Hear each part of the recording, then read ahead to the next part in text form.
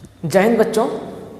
आज हम प्रकाश का अपवर्तन क्या है, अपवर्तन किसी ग्लास स्लैब में कैसे होता है, अपवर्तनांक क्या है, अपवर्तनांक का स्पीड ऑफ लाइट से क्या कनेक्शन है, इन सब चीज़ों को समझेंगे। उससे पहले एक इम्पॉर्टेंट क्वेश्चन को देख लेते हैं। मेरे हिसाब से ये 9वां नंबर होगा।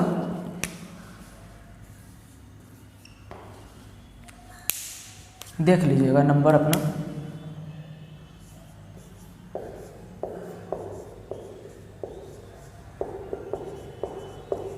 Convex mirror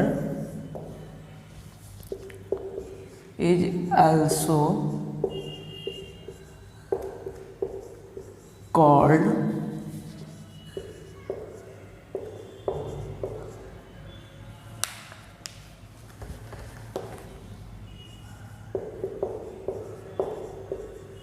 divergent mirror.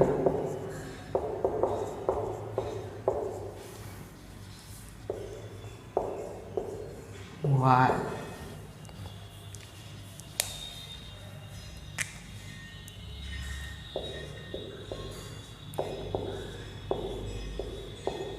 उत्तल दर्पण को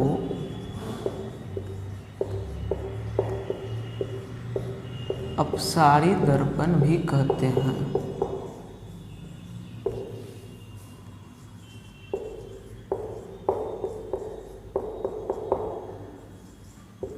क्यों? अब आप जानते हैं कि किसी उत्तल दर्पण पर जब किरण आती है तो अधिकतर समझिए ये समांतर आती है। हाँ, और तिरछा भी आ सकती है, वो बात अलग है, लेकिन अधिकांश किरण जो आती है वो लगभग दर्पण के सामने ही तो पड़ेगी। दर्पण पर जब आप लाइट मारिएगा तो अधिकांश किरण क्या होगी, दर्पण के सामने सीधा सीधी पड़ेगी। तो यह क्या होती है, परावर्तित हो जाती है। इस प्रकार के लगता है कि प्रकाश का किरण क्या हो रहा है, डाइवर्ज हो रहा है परावर्तन के बाद। यह किरण आई, इधर परावर्तित हो गई, या सीधा तो ऐसे लौट जाएगा, या इधर परावर्तित हो गई, या इधर हो गया। तो अधिकांश किरण आपको दिखेगा क्या हो रहा है, इस प्रकार से परावर्तित हो रहा है कि लगेगा कि यह डाइवर्ज हो रहा है। तो इसलिए उत्तल दर्पण को हम अपसारी दर्पण भी कहते हैं या डाइवर्जेंट मिरर भी कहते हैं। और यही बात जब अवतल दर्पण की आ जाए, अवतल दर्पण है, इस पर किरण आएगा तो ये सब ऐसे मुड़ जाएगा, ऐसे मुड़ जाएगा। आपको हम बताए हैं, ऐसे भी मुड़ जाएगा, ऐसे मुड़ जाएगा, ऐसे मुड़ जाएगा। अधिकांश किरण जितना आएगा सभी एक जगह पर आपका अभिसरित होते हुआ पता चलेगा, और जो सेंटर से आएगा तो वो उसी रास्ते से वापस लौट जाएगा।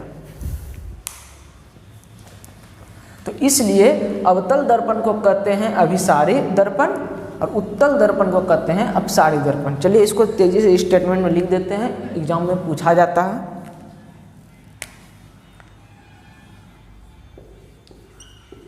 जनरली मोस्ट ऑफ द रे of light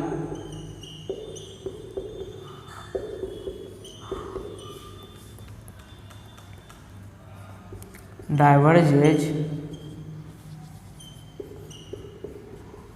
after the reflection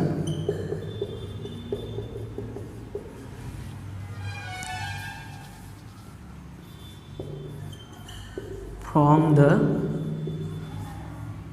convex mirror.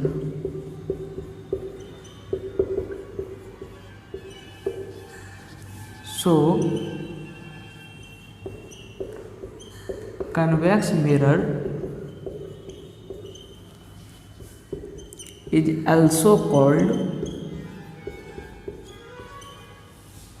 convergent mirror.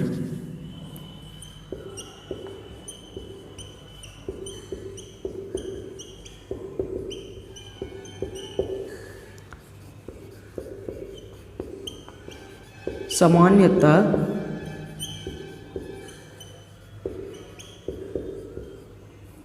अधिकांश प्रकाश किरण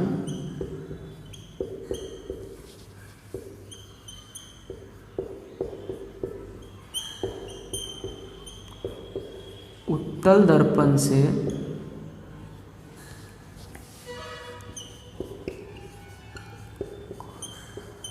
परावर्तन के बाद अपसरित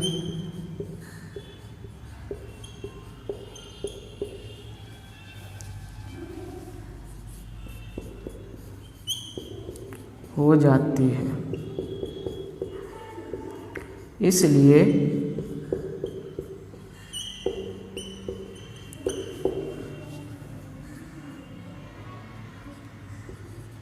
उत्तल दर्पण को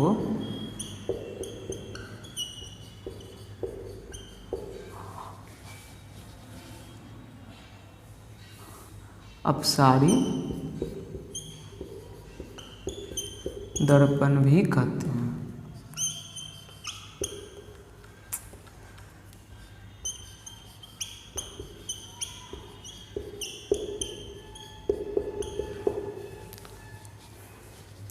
फिगर एक बना लीजिएगा।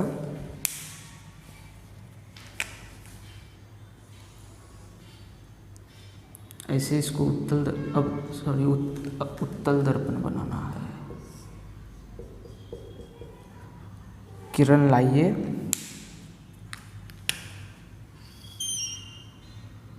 किरण लाइए, किरण लाइए, इसको परावर्तित कीजिए, परावर्तित कीजिए, परावर्तित कीजिए, इधर से भी लाइए, परावर्तित कीजिए, इधर से भी लाइए, परावर्तित कीजिए।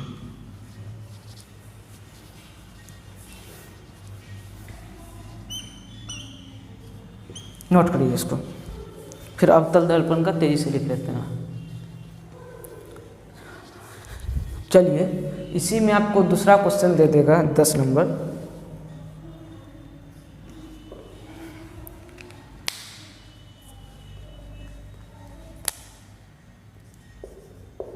कॉनकेव मिरर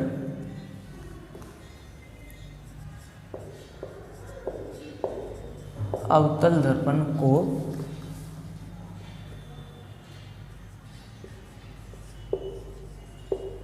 अभिसारी so called convergent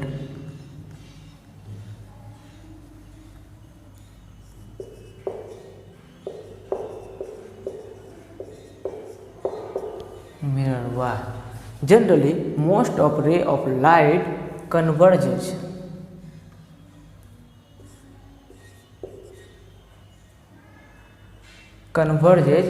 after the reflection from the concave mirror. So,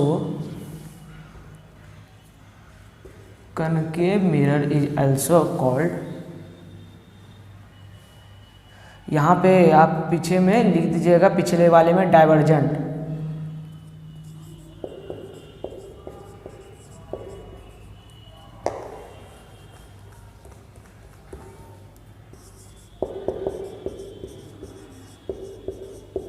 divergent लिख लीजिएगा कन्वेक्स मिरर में, इसको डाइवर्जेंट मिरर कहते हैं। अब कनकेव मिरर में जो आएगा उसको कहेंगे कन्वर्जेंट।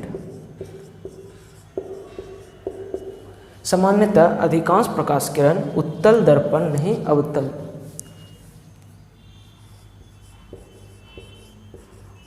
दर्पण से परावर्तन के बाद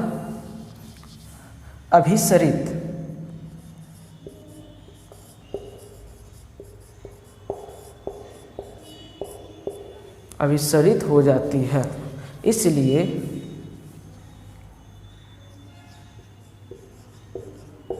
अवतल दर्पण को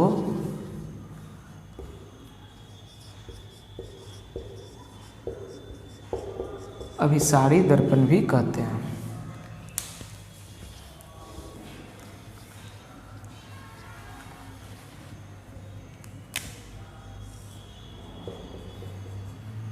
किरण लाइए, परावर्तित कीजिए, लाइए, परावर्तित कीजिए, लाइए, परावर्तित कीजिए, लाइए, परावर्तित कीजिए। तिरछा भी आएगा ना तो अधिकांश किरण इस प्रकार से परावर्तित होगा कि लगेगा कि परावर्तन के बाद क्या हो रहा है, रे कन्वर्ज हो रहा है एक जगह पर, यह अभिसरित हो रहा है। आपको जैसे फिगर बनाना है बना लीजिए, सिर्फ एक जगह पे आपको मोड़ना है। चलिए,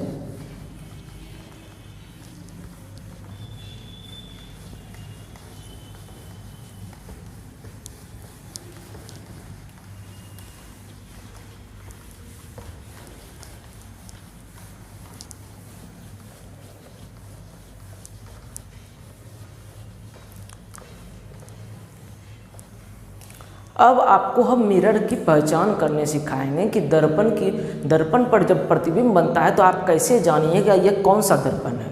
बिहार बोर्ड वालों के लिए यह ऑब्जेक्टिव पूछ दिया जाता है। तो मिरर रिकॉग्नाइजेशन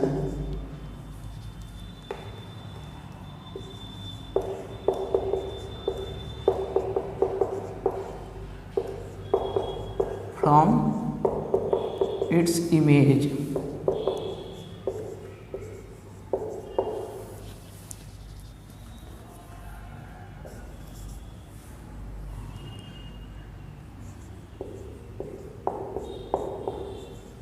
दर्पण के प्रतिबिंब से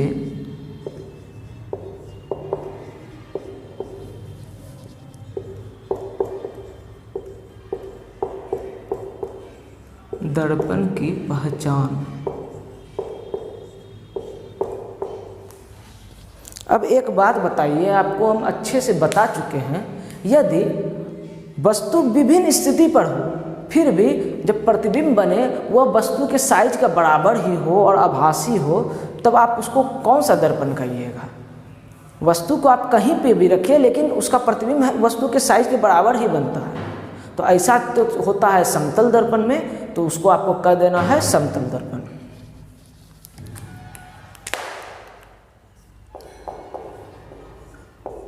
if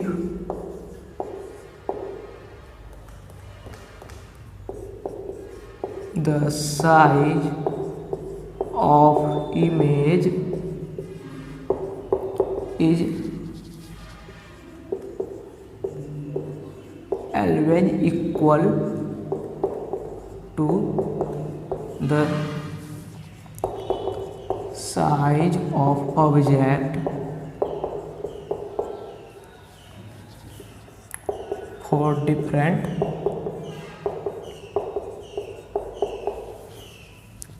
position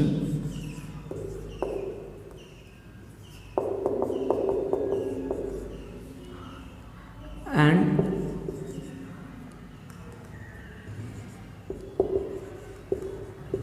image is virtual and erect, then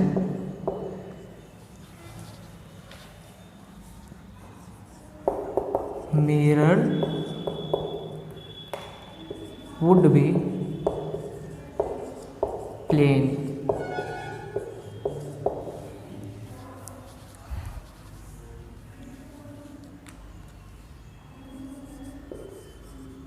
यदि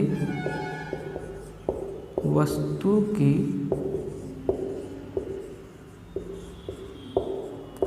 विभिन्न स्थितियों के लिए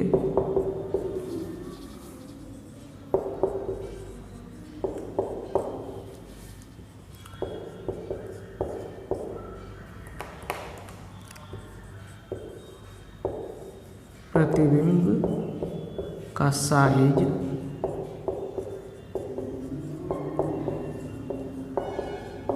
वस्तु के साइज के बराबर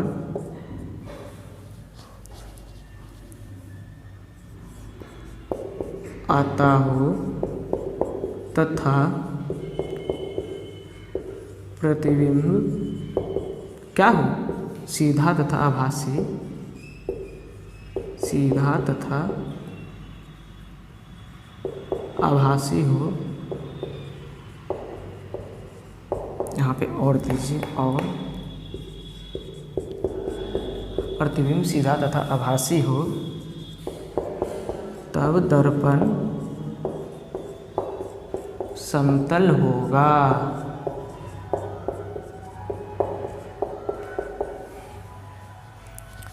सेकंड नंबर देखिए,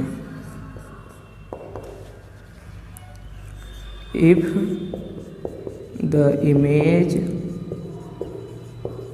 is always diminished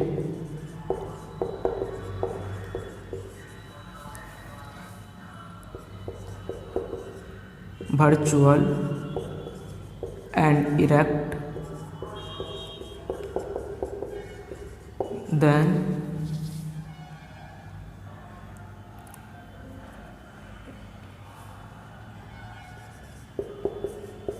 mirror would be convex। अब उत्तल दर्पण है तो उस पर हमेशा प्रतिबिंब क्या होगा, वर्चुअल होगा, आपका डिमिनिश्ड होगा। डिमिनिश्ड का अर्थ है वस्तु से हमेशा छोटे साइज का होगा, और क्या होगा, इरेक्ट। इरेक्ट क्या होता है, सीधा होगा। तो दर्पण कौन सा होगा, कन्वेक्स। यदि प्रतिबिंब हमेशा छोटा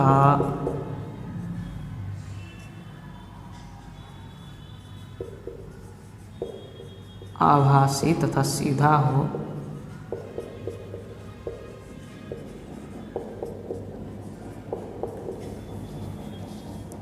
तो दर्पण उत्तल होगा।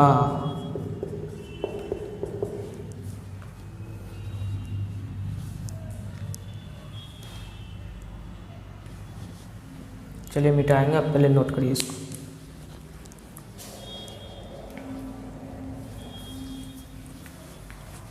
अब एक लास्ट पॉइंट समझ लीजिए, एकदम वीवीआई है जिसमें बच्चे अक्सर गलती करते हैं। अब एक बात का आप उत्तर दीजिए, यदि प्रतिबिंब सीधा भी हो, आभासी भी हो और वस्तु से बड़े साइज का हो, तब दर्पण कौन सा होगा। अब बच्चे अक्सर इसमें गलती कर देते हैं। बच्चे के मन में कन्फ्यूजन आता है, वो हमेशा यही सोचते हैं कि अवतल दर्पण में बनना प्रतिबिंब का, यानी प्रतिबिंब उल्टा बनेगा। अवतल दर्पण का जैसे नाम सुना वैसे समझ लिया यह उल्टा होगा, वास्तविक होगा, फलना ढकना। लेकिन आप एक बात समझ लीजिए, हम आपको बताए हैं, लेकिन यह स्थिति हमेशा नहीं होता है। जब वस्तु आप पोल और फोकस के बीच रख दीजिएगा, तब अवतल दर्पण द्वारा बनने वाला प्रतिबिंब सीधा, आभासी तथा वस्तु से बड़े आकार का होता है। अक्सर ये बिहार बोर्ड वालों के लिए ऑब्जेक्टिव पूछा जाता है और बच्चे फंसते हैं।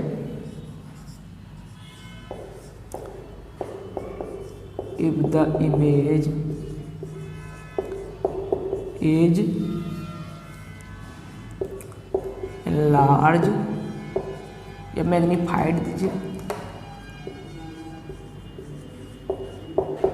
Magnified virtual and erect then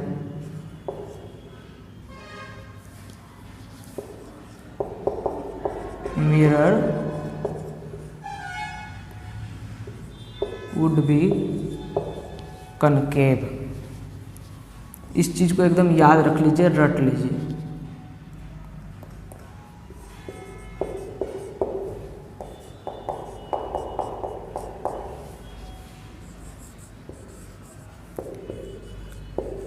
यदि प्रतिबिंब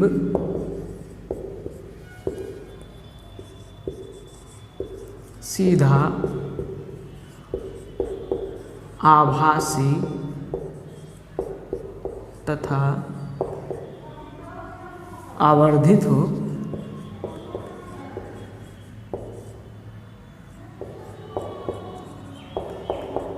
तो दर्पण क्या होगा, अवतल।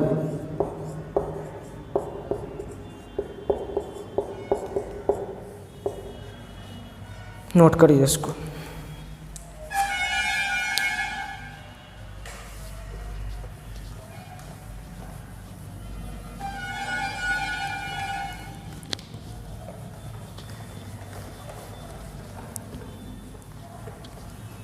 अब आते हैं हम रिफ्रैक्शन ऑफ लाइट पे, प्रकाश का अपवर्तन पे।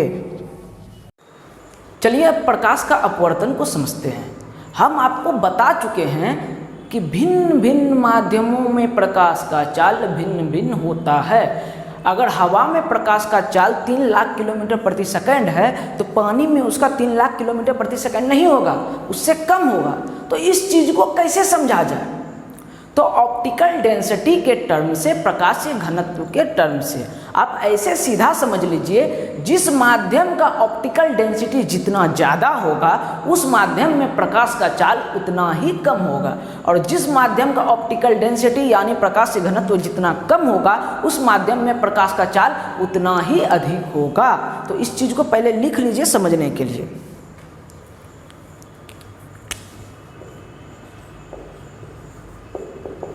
medium in which light travels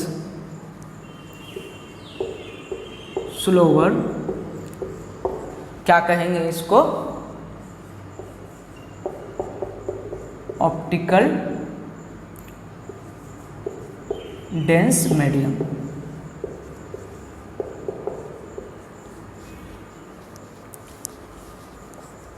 एक पॉइंट और लिख लीजिए, medium in which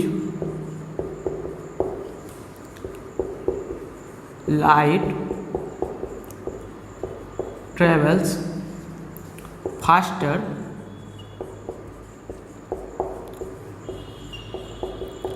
optical rarer medium.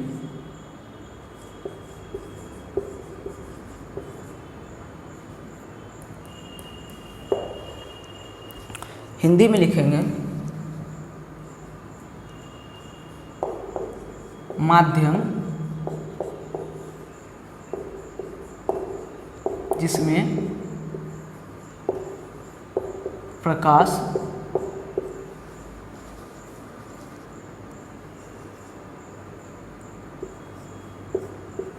कम चाल से गमन करता है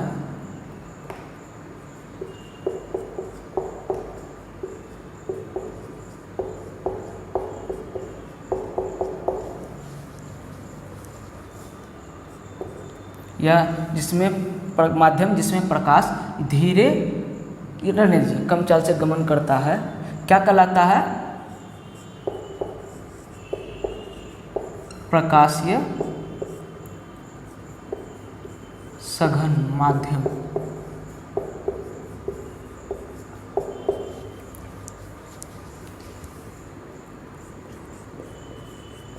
माध्यम जिसमें प्रकाश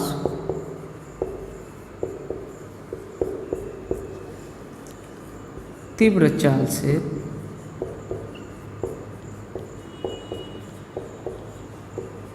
गमन करता है, क्या कहलाता है?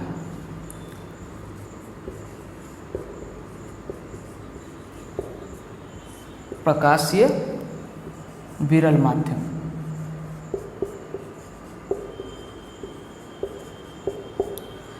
अब आप समझ गए होंगे प्रकाशीय विरल माध्यम क्या है, प्रकाशीय सघन माध्यम क्या है। आपको एक बात और बता देते हैं, प्रकाशीय सरल विरल या सघन माध्यम को आप द्रव्यमान के घनत्व से मत तुलना करिएगा कि जिस चीज़ का ज़्यादा द्रव्यमान घनत्व रहेगा उसका सघन माध्यम ज़्यादा होगा, इस चीज़ को आप मत समझिएगा। कई ऐसी वस्तुएं हैं जो प्रकाशीय सघन है लेकिन उसका जो द्रव्यमान घनत्व है वो कम है।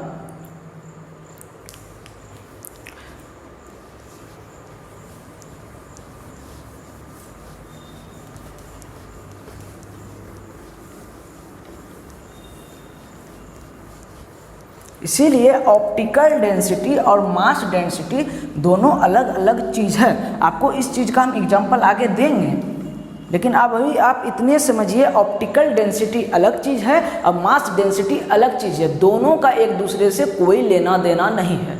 अब आते हैं प्रकाश के अपवर्तन पे। आप स्विमिंग पूल में अगर गए होंगे या साफ जल देखे होंगे नदी का, जो एकदम स्थिर जल रहता है, नदी का पानी यदि साफ है तो वह अपने वास्तविक गहराई से कुछ ऊंचा दिखता है। तिरछा यदि आप उसको देखिएगा तो वह अपने वास्तविक गहराई से कुछ थोड़ा उठा हुआ प्रतीत होता है। या आप किसी बर्तन में पानी भर दीजिए और उसमें कोई सिक्का डाल दीजिए तो वह सिक्का थोड़ा उठा हुआ आपको प्रतीत होगा। या आप कोई बर्तन में, मान लीजिए आप ट्रांसपेरेंट कोई ग्लास लीजिए शीशे का, और उसमें आप पानी भरने के बाद एक पेंसिल डुबो दीजिए या पेन दबा दीजिए या लकड़ी का टुकड़ा दबा दीजिए, कुछ भी जो पानी में डुबा रहे और खड़ा रहे, और उसको आप देखिएगा तिरछे तो आपको पेंसिल जो है थोड़ा टेढ़ा दिखेगा। ऐसा क्यों होता है? तो ऐसा प्रकाश के अपवर्तन के कारण होता है। तो आखिर प्रकाश का अपवर्तन है क्या, आपको बताते हैं।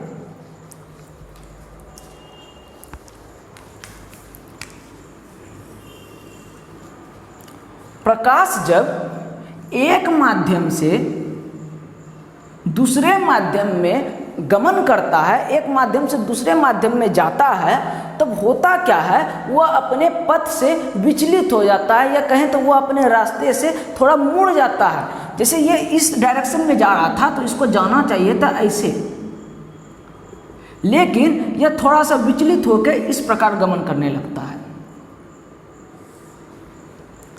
तो प्रकाश के रास्ते के मुड़ने की इस घटना को ही प्रकाश का अपवर्तन कहते हैं। अब यहाँ पे कॉन्सेप्ट वाला बात यह है कि यह घटना ऐसा जरूरी नहीं है कि एक माध्यम में से दूसरे माध्यम में जाएगा तो ही होगा। इसमें एक कंडीशन भी होना चाहिए कि ये जो माध्यम है और यह माध्यम है, दोनों का ऑप्टिकल डेंसिटी यानी प्रकाशीय घनत्व तो अलग अलग होना चाहिए। यानी लाइट जिस स्पीड से आ रहा है उसका दूसरे माध्यम में प्रवेश करते ही उसका स्पीड चेंज होना चाहिए। स्पीड चेंज होगा लाइट का तभी वह अपवर्तन होगा, रिफ्रैक्शन होगा, नहीं तो नहीं होगा। आप माध्यम अलग अलग ले लीजिए, यदि वो दोनों ऑप्टिकल डेंसिटी दोनों का सेम है तब प्रकाश का अपवर्तन आपको देखने को नहीं मिलेगा। तो इस चीज को डिफिनेशन में लिख लेते हैं। बेहद इंपॉर्टेंट क्वेश्चन है, बोर्ड वालों के लिए एकदम समझिए पूछता ही पूछता है। शायद 9 नंबर क्वेश्चन था। व्हाट इज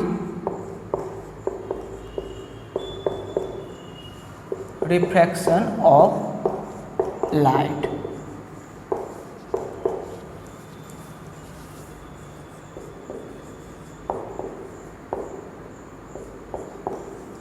प्रकाश का परावर्तन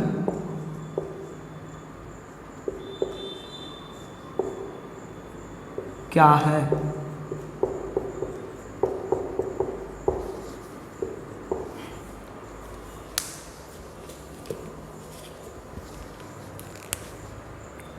आंसर लिखेंगे, when ray of light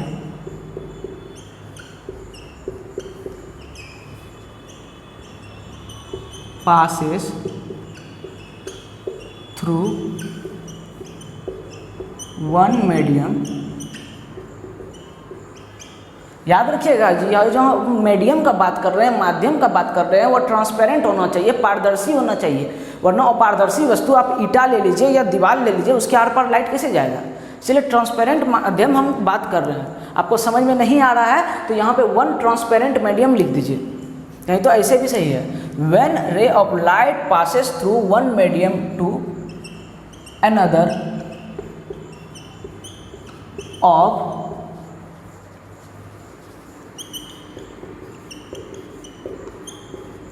different optical density, then it bends.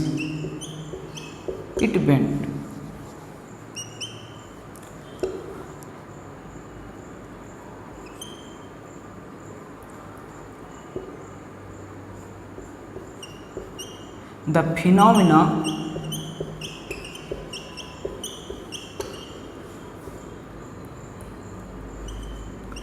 of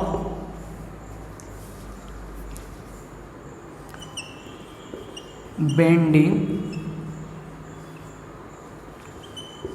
of light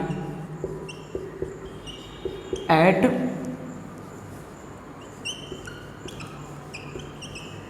surface separating two media is called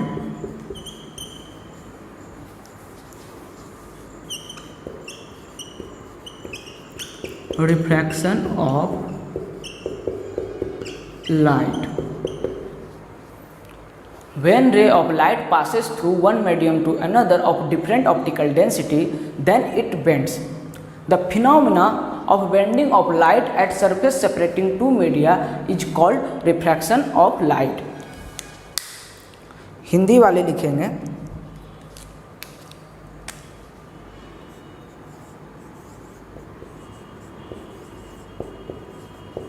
जब प्रकाश किरण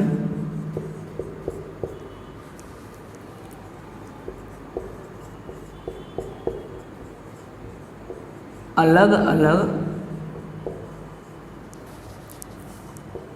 प्रकाश घनत्व वाले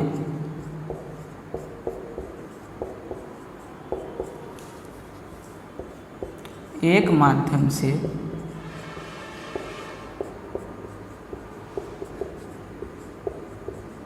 दूसरे माध्यम में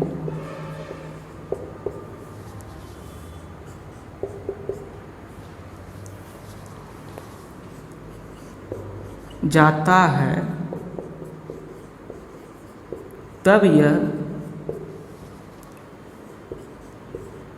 मुड़ जाता है। और फिर क्या लिखे हैं? The phenomena of bending of light at the surface separating two media.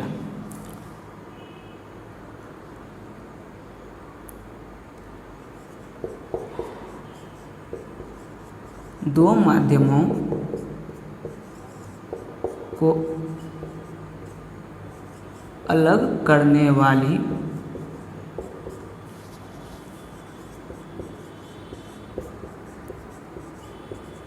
सतह पर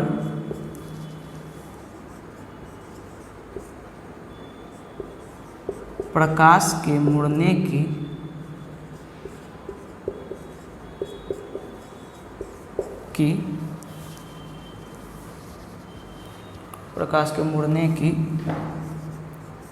इस घटना को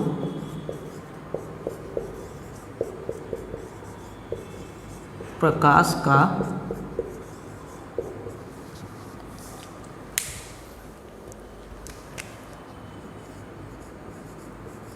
अपवर्तन कहते हैं।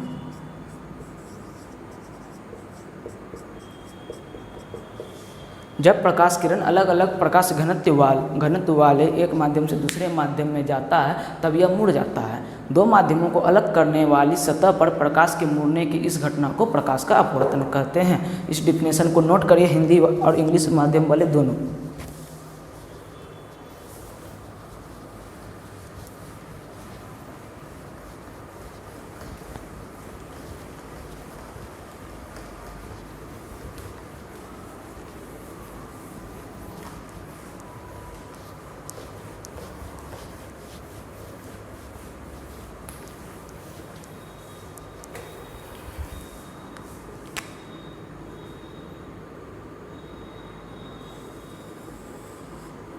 मान लीजिए यह है मीडियम 1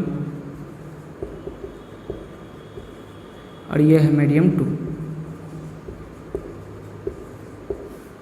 हिंदी वाले लिख लीजिएगा माध्यम 1, माध्यम 2।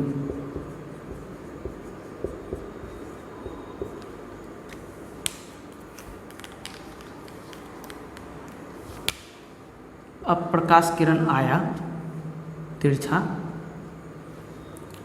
और इसको जाना चाहिए था ऐसे, लेकिन यह मुड़ गया ऐसे।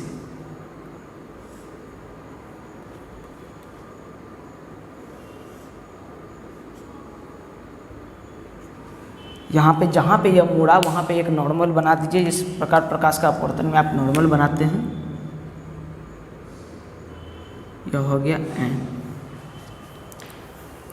इसको कहते हैं आपतित किरण।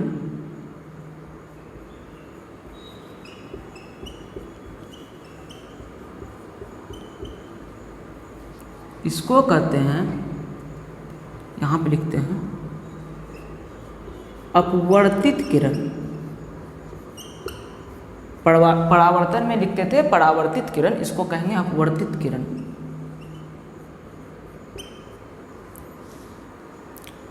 और यह जो कोण बनाया नॉर्मल से, इसको कहेंगे आपतन कोण।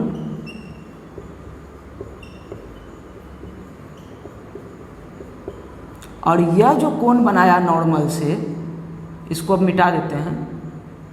अब यह जो कोण बनाया, इसको R से डिनोट करते हैं, इसको I से, ये R वाले को कहते हैं अपवर्तन कोण।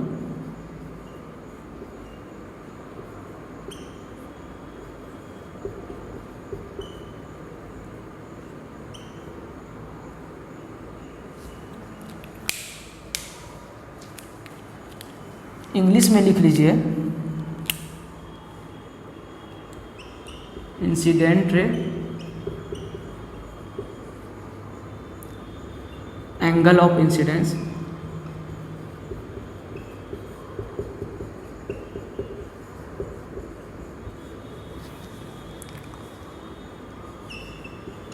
एंगल ऑफ रिफ्रैक्शन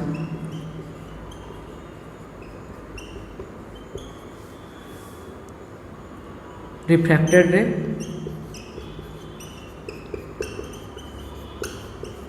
चलिए, अब जो यह अपवर्तन होता है यह भी कुछ नियमों का पालन करता है। पहला नियम क्या है जो आपका परावर्तन में पढ़े थे, वही आपतित किरण, अपवर्तित किरण और आपतन बिंदु पर जो डाला गया अभिलंब है वह तीनों एक ही तल पर होते हैं। कौन वाला तल? ये वाला प्लेन जो बोर्ड है मेरा, यह तीनों देख लीजिए एक ही तल पर है। ठीक है। दूसरा एक नियम है कि यदि प्रकाश का किरण एक पार्टिकुलर रे है, कहने का मतलब है एक पार्टिकुलर कलर आप डाल रहे हैं, ब्लू डाल रहे हैं तो ब्लू ही, रेड डाल रहे हैं तो रेड ही, और आपका जो माध्यम का जो पेड़ है, पेड़ ऑफ मीडियम है, वह भी पार्टिकुलर है। जैसे ये हवा है और यह जल है तो हवा जल ही रहने दीजिए, यह कांच है यह जल है तो जल कांच ही रहने दीजिए। पार्टिकुलर कलर के लिए प्रकाश का और पार्टिकुलर पेयर ऑफ मीडियम के लिए यह जो आपतन कोण का जो साइन होता है और उसका और अपवर्तन कोण का जो साइन होता है, उन दोनों का रेशियो एक कांस्टेंट होता है। अब साइन क्या चीज है तो समझिएगा। साइन, तो साइन को समझने से पहले आप फंक्शन को थोड़ा सा समझ लीजिए। खैर फंक्शन अभी आपके टॉपिक में नहीं है, आपका सिलेबस में भी नहीं है, लेकिन साइन एक फंक्शन है, वो भी ट्रिग्नोमेट्रिक फंक्शन। आपका 11 में या 11 कहते हैं, आपका 10 में है, ये 10 चैप्टर में ये आपका आएगा। लेकिन अब ट्रिग्नोमेट्रिक फंक्शन पे आ गए हैं तो थोड़ा सा समझा देते हैं कि यह क्या क्या होता है। खैर हम आपको यह मैथ में अच्छे से बताएंगे। तो देखिए साइन क्या है, तो सबसे पहले फंक्शन को समझिए। फंक्शन, इसको हिंदी में कहते हैं फलन। फंक्शन को एक प्रकार का मशीन समझिए, एक सिस्टम जो कुछ रूल और रेगुलेशन को फॉलो करता है। जैसे यह एक मशीन है जो कहता है कि मेरे अंदर आप कुछ भी डालिएगा, बात को समझिएगा।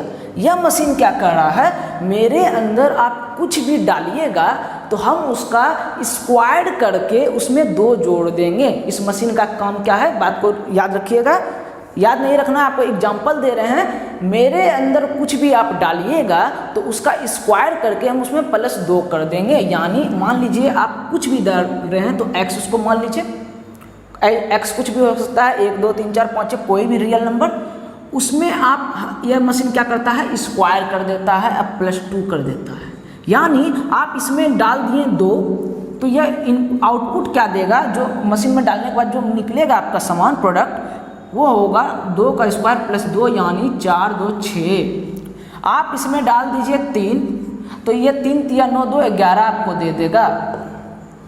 आप इसमें जो भी डालिए, डालने वाले चीज़ को हम कहते हैं इनपुट, और जो मशीन से निकलता है उसको कहते हैं आउटपुट। तो जो भी आप इनपुट डालिएगा उसमें यह स्क्वायर करके 2 जोड़ देगा। यह एक प्रकार का मशीन हुआ। एक प्रकार का मशीन होता है कि हम सिर्फ आप जो भी डालिएगा हम उसको स्क्वायर कर देंगे। आप इसमें 2 डालिए तो यह आपको देगा 4, आप इसमें 3 डालिए यह आपको देगा 9, आप इसमें √3 डालिए तो यह देगा आपको 3, आप जो भी डालिए यह उसका स्क्वायर कर देगा। इसी प्रकार फंक्शन अनेकों प्रकार का हो सकता है, उसी में से साइन भी एक ट्रिग्नोमेट्रिक फंक्शन है। अब ट्रिग्नोमेट्रिक क्या है वो टेम में हम अच्छे से समझेंगे। अभी आप समझ लीजिए, कोई समकोण त्रिभुज है, इसका कोई एंगल मान लीजिए थीटा है, एंगल को थीटा से डिनोट अक्सर किया जाता है, कुछ भी आप लिख सकते हैं ए बी सी डी भी, मान लीजिए एंगल थीटा है। तो ये जो त्रिभुज है इसका जो आपका रेशियो है इसका परपेंडिकुलर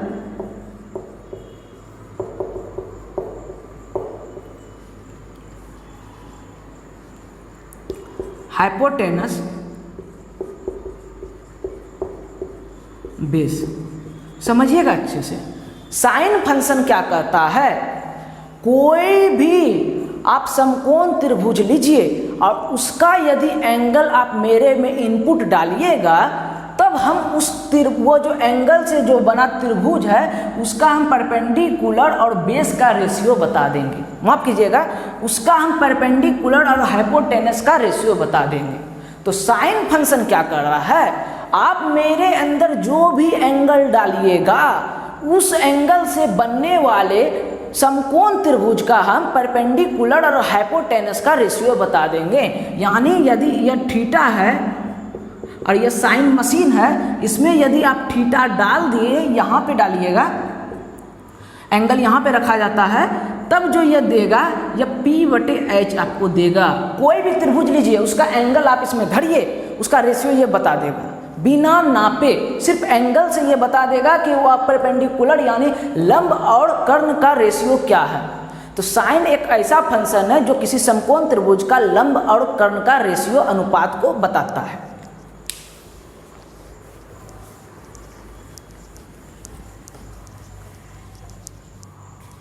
एक minute रुकिएगा।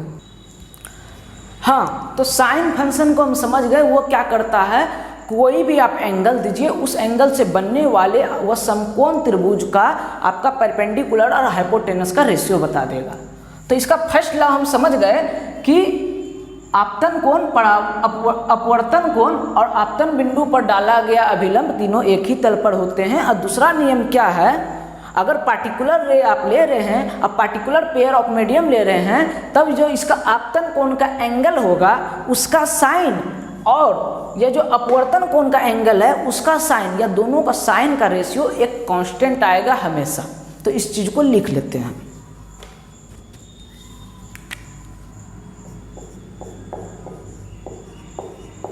There are two law of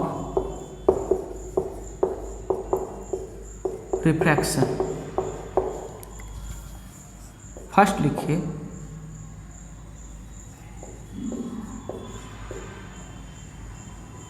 अपवर्तन के दो नियम हैं।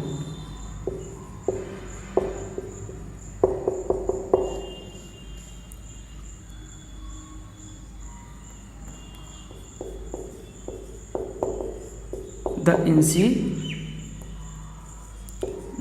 ray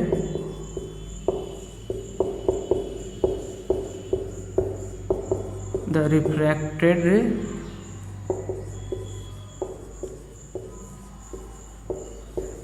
and the normal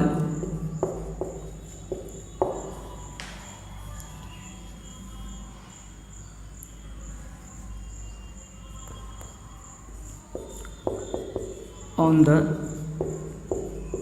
surface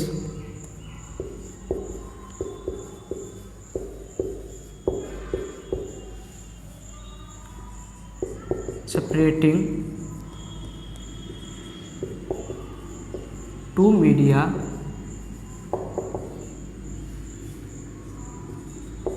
at the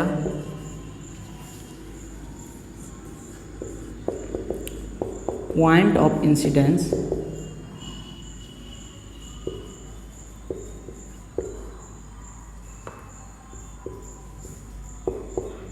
all lie in a same plane।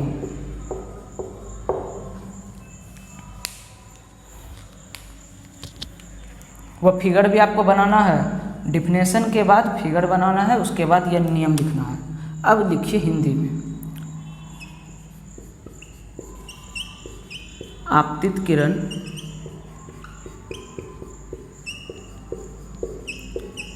अपवर्तित किरण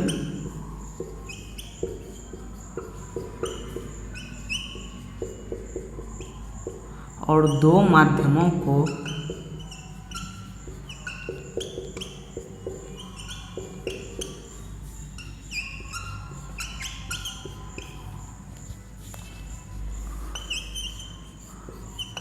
अलग करने वाली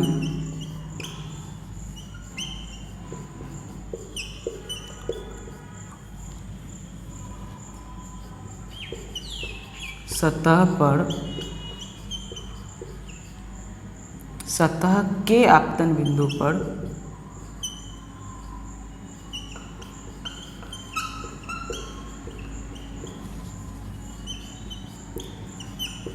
डाला गया अभिलंब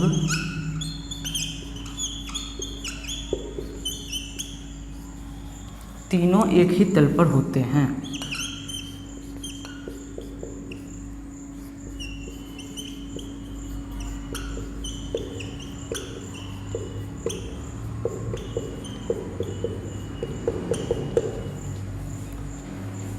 नोट करिए इसको। दूसरा नियम लिख लीजिए,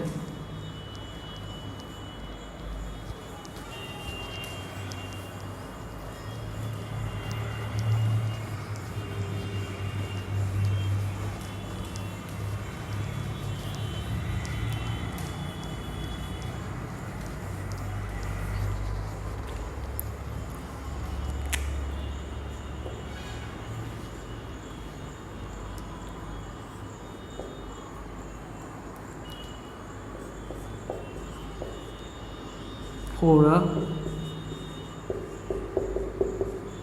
particular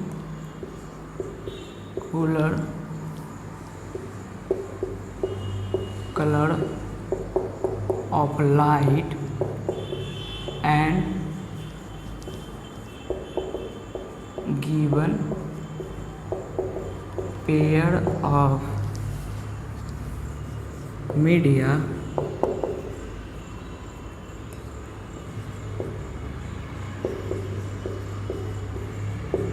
the ratio of sine of angle of incidence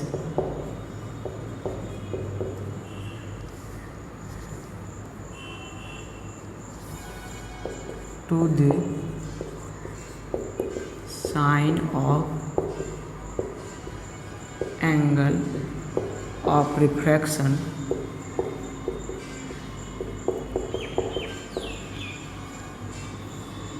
is constant.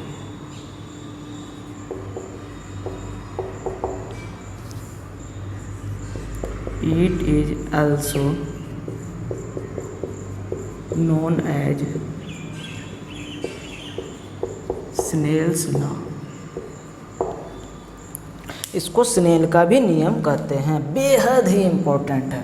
Exam में अगर कुछ नहीं दिया तो ये भी दे देगा, आपको अपवर्तन भी नहीं पूछेगा, कह देगा स्नेल का नियम लिखें, बस आपको ये लिख देना है।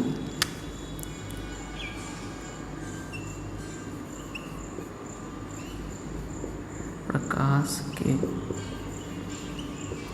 किसी विशेष वर्ण के लिए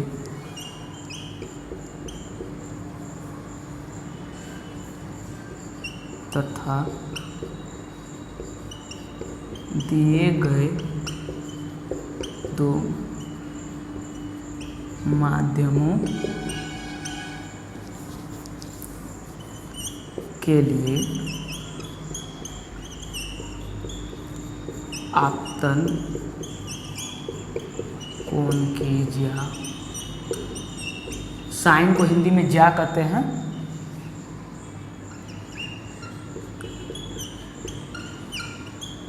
और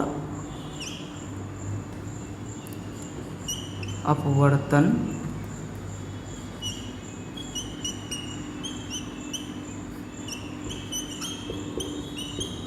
कोण की ज्या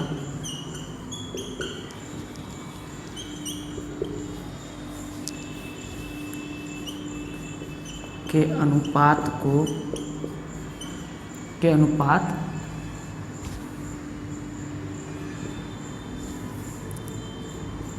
एक नियतांक होता है।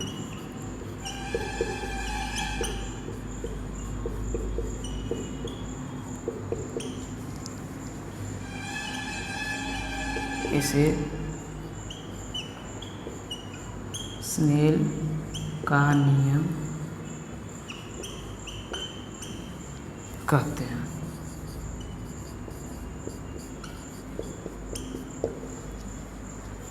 नोट करिए इसको।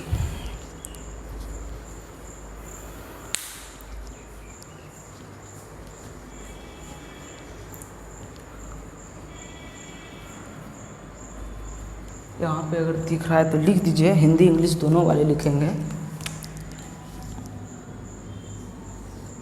साइन आई बटे sine R is equal to constant नियतांक।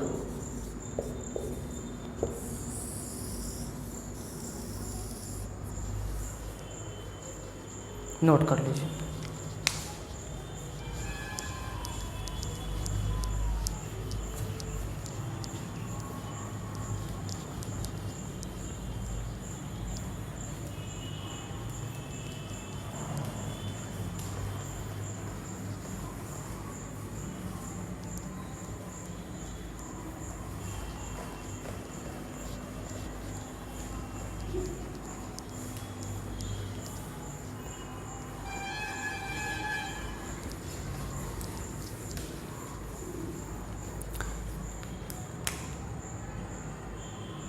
अब आपको रिफ्रैक्टिव इंडेक्स क्या है इस चीज़ को समझना चाहिए। क्या है अपवर्तनांक? रिफ्रैक्टिव इंडेक्स यानी हिंदी में उसको कहते हैं अपवर्तनांक। तो अपवर्तनांक एक रिलेटिव फिजिकल क्वांटिटी है, आपेक्षिक भौतिक राशि है। आपेक्षिक का अर्थ क्या है, रिलेटिव का अर्थ क्या है? यह दो चीज़ों के बीच तुलना कर कर बताया जाता है। यह अकेला कोई ऐसा चीज़ नहीं है जिसको बताया दिया जाए कि यह रिफ्रैक्टिव इंडेक्स है। यह दो चीज़ों के बीच तुलना किया जाता है। जिस प्रकार आपको हम बताए थे मैग्निफिकेशन, आवर्धन क्या है? आवर्धन किसी पार्टिकुलर चीज़ को हम नहीं कहते हैं, बल्कि दो चीज़ों की तुलना करते हैं कि यह रहा वस्तु, यह बना उसका इमेज। तो वस्तु की साइज की तुलना में इमेज, उसका बनने वाला जो प्रतिबिंब है उसका साइज कितना हुआ, वह दोनों का साइज का तुलना कर कर हम बताते हैं कि इसका आवर्धन इतना है। तो आवर्धन क्या है? एक रिलेटिव क्वांटिटी है। उसी प्रकार रिफ्रैक्टिव इंडेक्स भी क्या है? रिलेटिव क्वांटिटी है। यह क्या चीज को बताता है? जैसे दो माध्यम है, यह माध्यम एक है, यह माध्यम दो है, तो यह कितना तिरछा होके आ रहा था और अपवर्तन के बाद दूसरे माध्यम में यह कितना और मुड़ गया, इस चीज को बताता है अपवर्तनांक यानी रिफ्रैक्टिव इंडेक्स। यानी यह एक रिलेटिव क्वांटिटी है, यह दो माध्यमों के बीच बताता है, यह एक माध्यम का नहीं बताता है। इस बात को समझिएगा। रिफ्रैक्टिव इंडेक्स किसी चीज का नहीं हो सकता है, वह दो माध्यमों के बीच तुलना किया जाता है कि लाइट कितना एंगल से आ रहा था और कितना एंगल से अपवर्तित हो गया, रिफ्रैक्ट हो गया।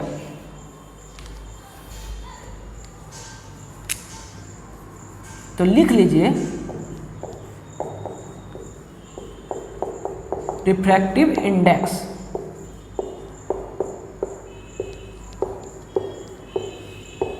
अपवर्तनांक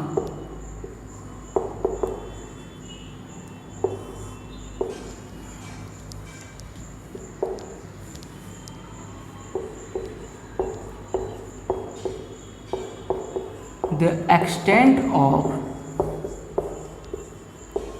change in direction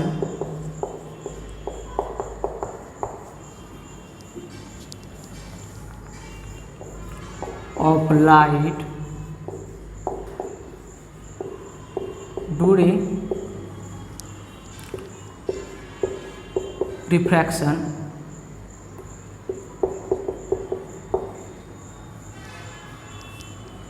is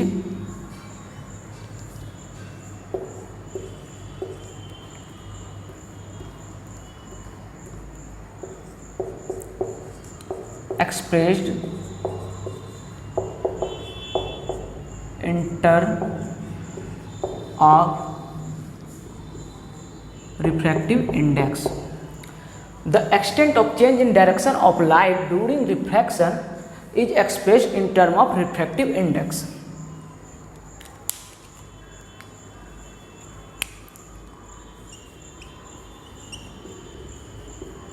प्रकाश के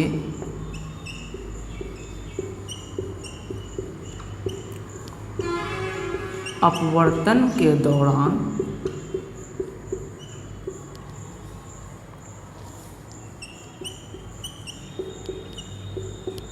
प्रकाश की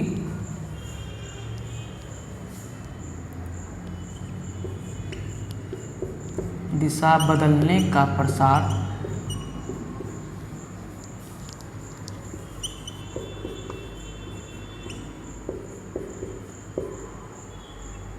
किसके रूप में समझा जा सकता है?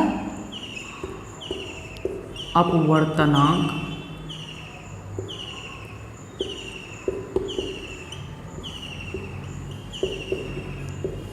के रूप में समझा जा सकता है।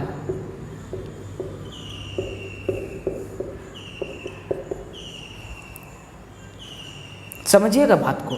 एक माध्यम से दूसरे माध्यम में वह कितना मुड़ेगा, इस चीज को अपवर्तनांक के माध्यम से समझा जा सकता है। जैसे हम लिखते हैं, इसको लिख दीजिए पहले, it is denoted by new और एन। इसको न्यू पढ़ा जाता है या एन पढ़िए, बात एक ही है।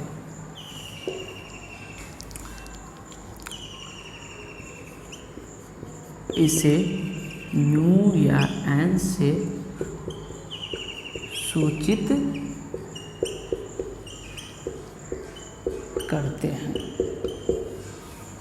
अब समझिएगा, जैसे हम लिखे न्यू टू 1, इसका अर्थ है refractive index of medium 2 with respect to 1। इसका अर्थ है, लिख देते हैं, रिफ्रैक्टिव इंडेक्स ऑफ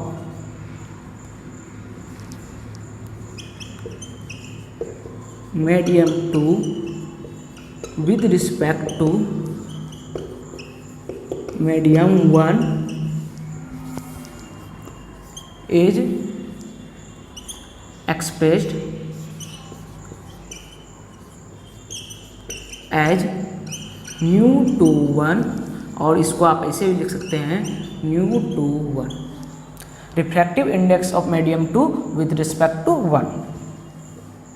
हिंदी में लिखेंगे,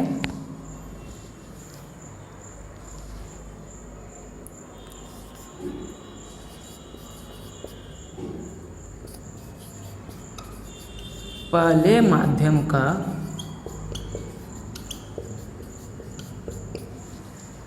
दूसरे माध्यम के सापेक्ष अपवर्तनांक को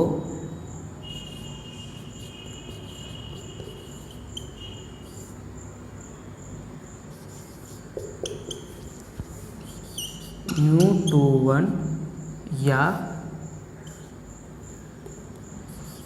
न्यू टू 1 से सूचित करते हैं।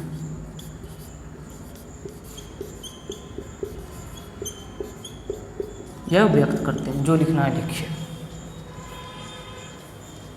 नोट करिए इसको।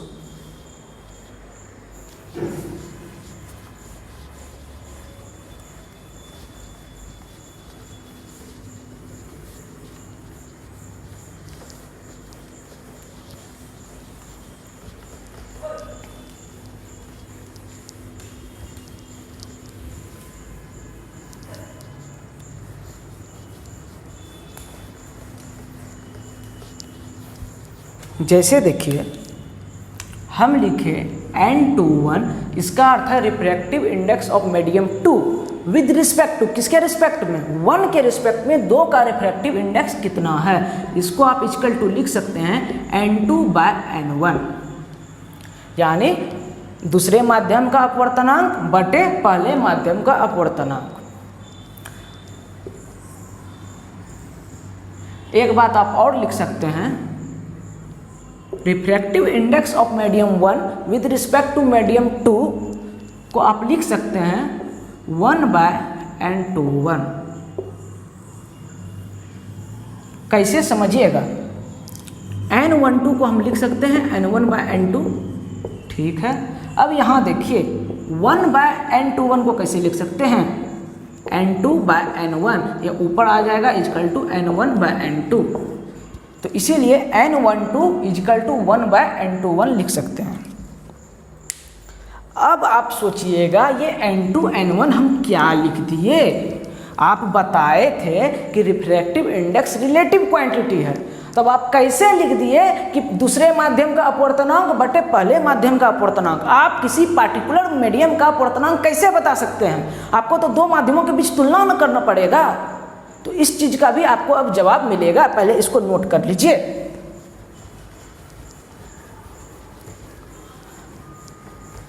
तो अपवर्तनांक को भी आपको हम बताए थे ऑप्टिकल डेंसिटी, आप अपवर्तनांक को ऑप्टिकल डेंसिटी ही समझ सकते हैं। जिस माध्यम का रिफ्रैक्टिव इंडेक्स जितना ज़्यादा होगा उस माध्यम में प्रकाश उतना ही कम गति से गमन करेगा, और जिस माध्यम का अपवर्तनांक जितना कम होगा उस माध्यम में प्रकाश उतना तेज गति से गमन करेगा। तो आपको बताए थे निर्वात या शून्य या हवा में प्रकाश का चाल क्या होता है, सबसे तेज होता है, यानी निर्वात का अपवर्तनांक क्या होगा, सबसे कम होगा। कह सकते हैं ऑप्टिकल डेंसिटी निर्वात का क्या होता है, सबसे कम होता है। इसलिए निर्वात को मान लिया गया एक रेफरेंस पॉइंट, रेफरेंस मान लिया, रेफरेंस मीडियम कह सकते हैं निर्वात को। वैक्यूम या एयर जो है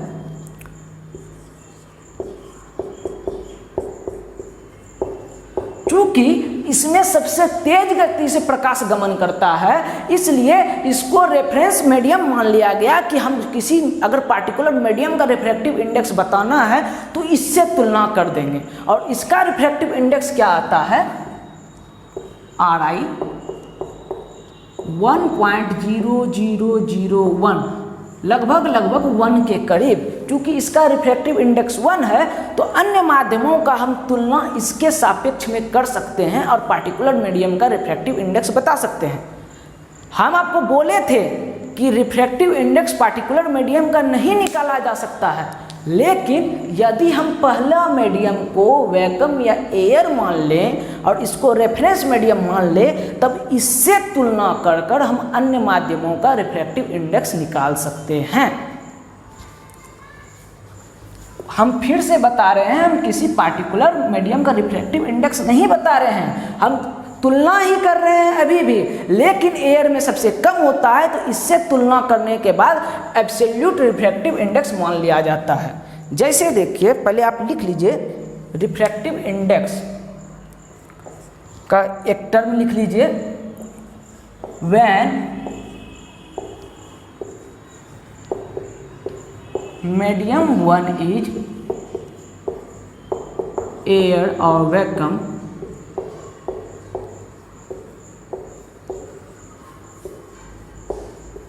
and medium 2 is any other transparent medium,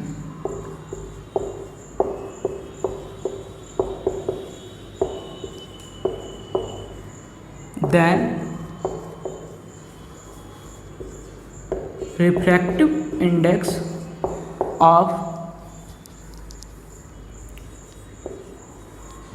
medium 2 with respect to, बात पे जोर डालिएगा, medium 1 is called absolute refractive index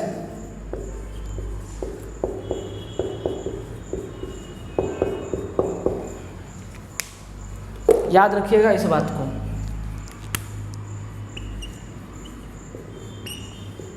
जब माध्यम एक हवा या निर्वात हो और माध्यम दो कोई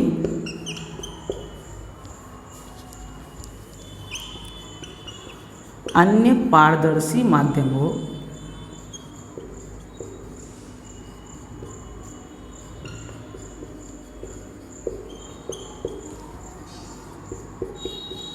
तब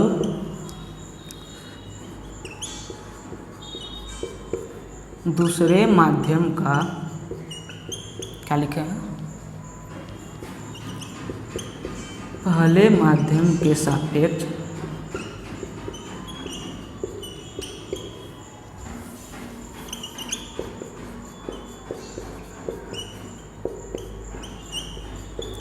अपवर्तनांक को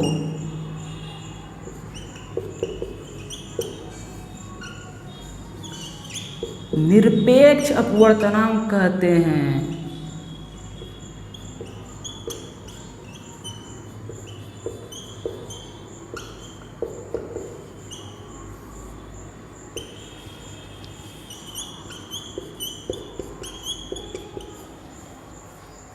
तब हम कह सकते हैं, हिंदी इंग्लिश दोनों वाले लिख लीजिएगा, न्यू टू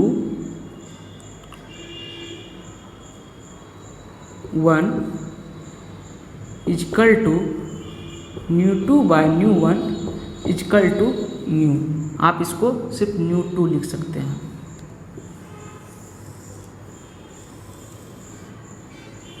जब पहला माध्यम क्या हो आपका, एयर हो, यहाँ पे आप बना भी दीजिए फिगर। फर्स्ट माध्यम एयर, सेकंड एनी मीडियम। जब ऐसा होगा, पहला माध्यम आपका एयर है, तब चूंकि एयर का रिफ्रैक्टिव इंडेक्स को 1 माना गया है, सबसे कम होता है, सबसे चूंकि उसमें प्रकाश का गति सबसे तेज होता है, इसलिए अपवर्तनांक सबसे कम होता है, इसलिए इन दोनों का बटे 1 इक्वल टू क्या हो जाएगा, न्यू 2। इस चीज़ को हिंदी इंग्लिश दोनों वाले नोट कर लीजिए। अब आप समझ गए होंगे, हम हवा या निर्वात से तुलना कर कर अब किसी भी माध्यम, जैसे पानी हो गया, आपका कांच हो गया, तेल हो गया, हीरा हो गया, कोई भी चीज़ का जो भी पारदर्शी माध्यम है जिससे लाइट पास करता है, उसका अपवर्तनांक अब हम निकाल सकते हैं।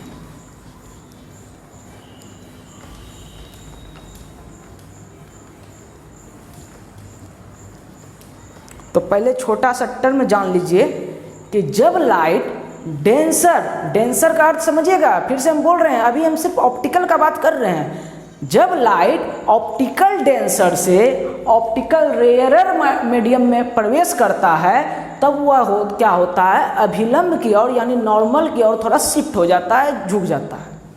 और जब लाइट ऑप्टिकल डेंसर मीडियम से ऑप्टिकल रेयरर मीडियम में प्रवेश करता है, तब वह नॉर्मल से थोड़ा हट जाता है। ऐसा क्यों होता है, इस चीज़ को हम बता देते हैं। पहले आप इस चीज़ को लिख लीजिए। When light passes through optical denser to optical rarer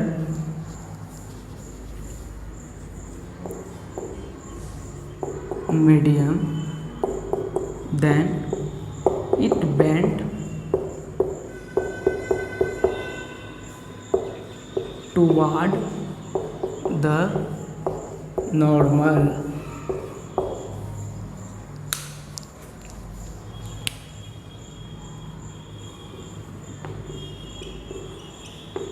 जब प्रकाश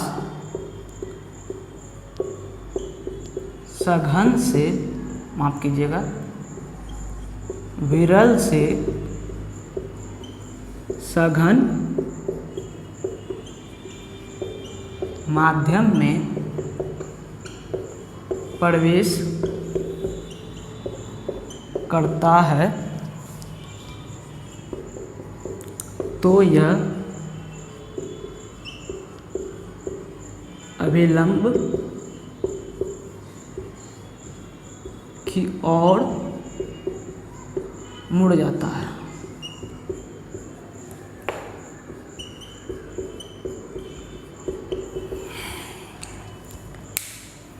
फिगर बना लीजिएगा इसके नीचे, इसको लिख दीजिए प्रकाशीय सघन माध्यम।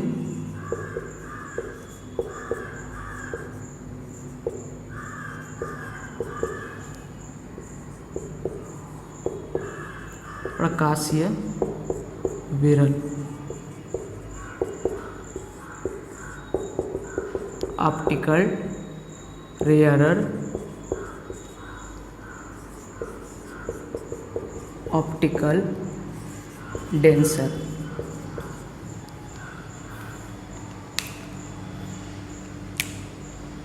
आया प्रकाश,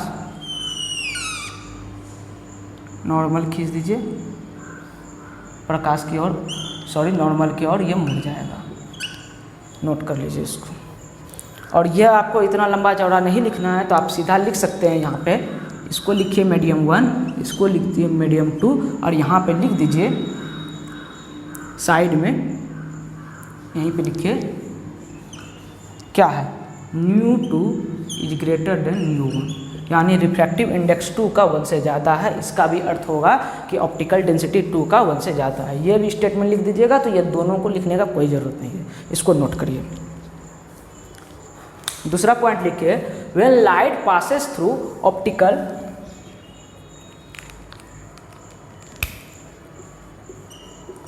rarer to optical denser medium then it bend away from the normal।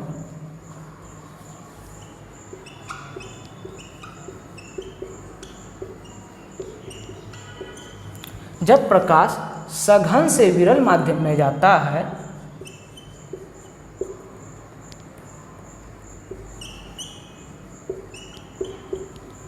प्रवेश करता है तो यह अभिलंब से दूर मुड़ जाता है या दूर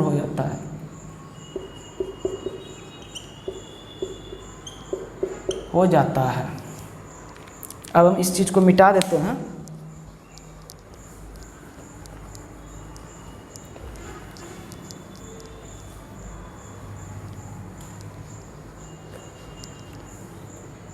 अब कंडीशन है क्या, मेरा न्यू1 जो है वह ज़्यादा है न्यू2 से, यानी यह ऑप्टिकल डेंस है, यह ऑप्टिकल रेयर है। अब देखिएगा, प्रकाश किरण आया,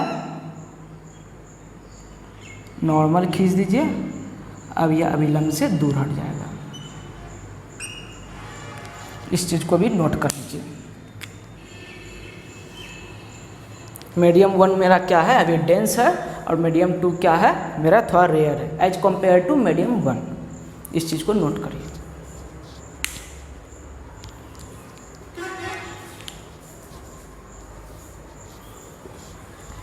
अब हम आपको बताएं कि रिफ्रैक्टिव इंडेक्स हम एयर या वैक्यूम से तुलना कर कर किसी पार्टिकुलर मीडियम का बता सकते हैं। इसमें भी लेकिन हमको तुलना करना पड़ रहा है, लेकिन फिर भी हम रेफरेंस किसको मान लिए हैं, एयर को। अब रेफरेंस लेके हम किसी भी चीज़ का पार्टिकुलर निकाल सकते हैं। आपको किताब में एनसीईआरटी में आपका लगभग 10 शायद दिया है, उसको याद करना जरूरी होता है, लेकिन हम आपको बता देते हैं, आपको 3-4 मात्र लिखा देते हैं, जो जो आपका काम आएगा बस उसी को याद कर लीजिए, आपका काफ़ी है, ज़्यादा आपको याद करने का ज़रूरत नहीं है।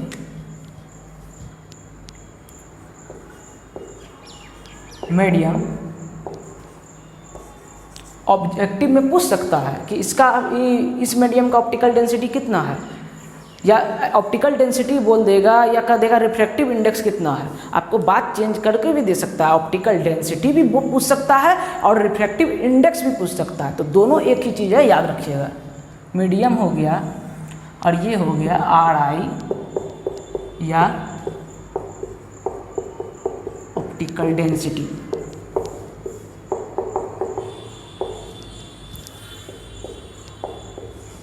माध्यम या इसको कहेंगे अपवर्तनांक।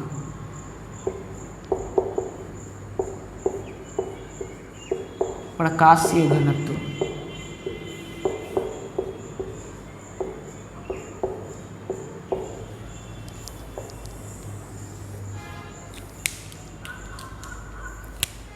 एक नंबर देख लीजिए, आपका एयर या वैक्यूम, हवा या निर्वात, इसका होता है 1.0003।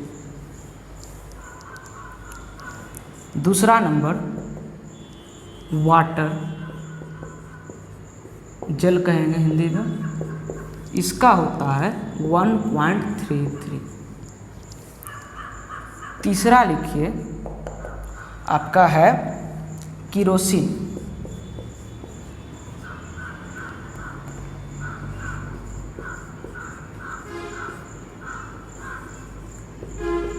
किरोसिन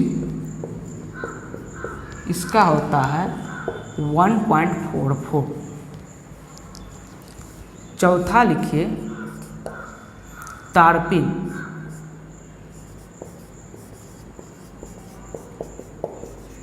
तारपीन ऑयल,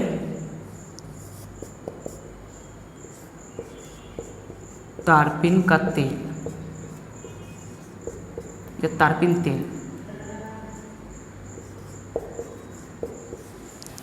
इसका होता है 1.47।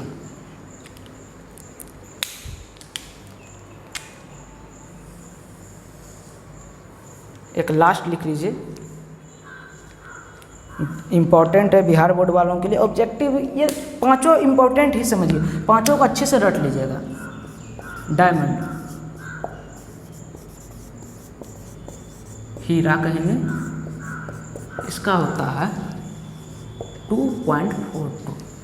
और आपको बता दें सबसे ज़्यादा अभी तक में ऑप्टिकल डेंसिटी हीरा का ही पाया जाता है 2.42, यानी हीरा में ही प्रकाश सबसे धीमी गति में चलता है। इस बात को भी दिमाग में रखिएगा। हर एक नोट को आपको लिखाया नहीं जा सकता है, कुछ बातें हम इम्पोर्टेंट बताते हैं, उसको अच्छे से सुनिए भी और समझिए भी। हर चीज़ को किताब में बोर्ड में लिखाने का ज़रूरत नहीं है, आप उसको सुनकर समझ भी सकते हैं। तो हीरा में देख सकते हैं सबसे ज़्यादा ऑप्टिकल डेंसिटी होता है, सबसे कम होता है हवा या निर्वात में। वाटर में 1.33 होता है, किरोसिन में आपका होता है 1.44, आपका टारपीन ऑयल में होता है 1.47। और एक बात बता देते हैं, ऑप्टिकल डेंसिटी जो होता है वह डायमेंशन लेस क्वांटिटी है, इसका कोई मात्रक नहीं होता है। जैसे मीटर सेकेंड जो होता है यूनिट, इसका कोई भी डायमेंशन ऐसा नहीं होगा, सिर्फ आपका डिजिट में अंक में रहेगा। इसको याद कर लीजिए। अब आपको यहाँ पे एक बात हमको और याद आ गया, आपको बोले थे ऑप्टिकल डेंसिटी मास डेंसिटी से बिल्कुल अलग है। ऑप्टिकल डेंसिटी को आप मास डेंसिटी समझने की कोशिश मत कीजिएगा। अब यहीं पे आ गया, हम आपको बोले थे उस समय आगे बताएंगे, यह समय आ गया है। देखिए ध्यान दीजिएगा, वाटर, इसका ऑप्टिकल डेंसिटी कितना है, म्यू डब्ल्यू 1.33। किरोसिन को छोड़िए, आप यहाँ पे देखिए, किरोसिन ही ले लेते हैं, चलिए रहने दीजिए। तो किरोसिन का कितना है 1.44 न्यू के, इसको लिख दिया न्यू के, इसको लिख दिया न्यू डब्ल्यू, कोई दिक्कत है। अब ऑप्टिकल डेंसिटी हम जान रहे हैं, वाटर का क्या हो रहा है, कम हो रहा है। समझिएगा बात को अच्छे से, ऑप्टिकल डेंसिटी वाटर का कम हो रहा है। इसका क्या अर्थ हुआ कि प्रकाश जो है किरोसिन की तुलना में वाटर में ज़्यादा तेज चलेगा। चलेगा कि नहीं चलेगा, ऑप्टिकल डेंसिटी कम है तो आपका जल में प्रकाश का चाल केरोसिन की तुलना में ज़्यादा स्पीड रहेगा, ठीक है। लेकिन मास डेंसिटी जो होता है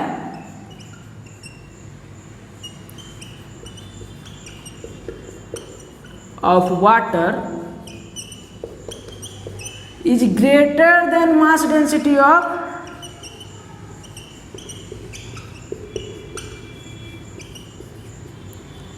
क्या है? किरोसिन। आप जल को रखिए गिलास में, उसके ऊपर आप किरासन का तेल डाल दीजिए। आप देखिएगा जो किरासन का तेल है वो ऊपर आ जाएगा, ऊपर जल से ऊपर आ जाएगा। तो जल से ऊपर आने का मतलब क्या है? मास डेंसिटी जो तेल का है वो कम है, इसी कारण से वो ऊपर आ गया। मास डेंसिटी वाटर का भारी है, इसलिए वो नीचे बैठ गया।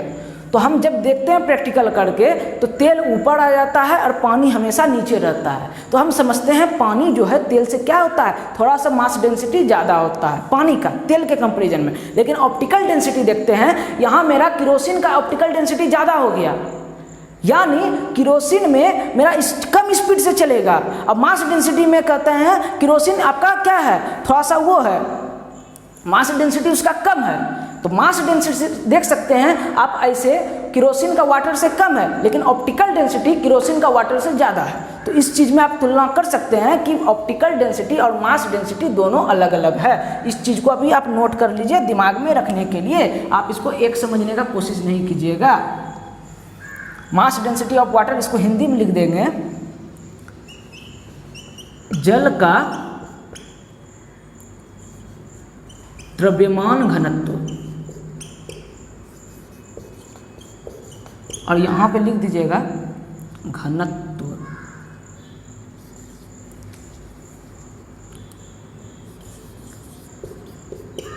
किरोसिन का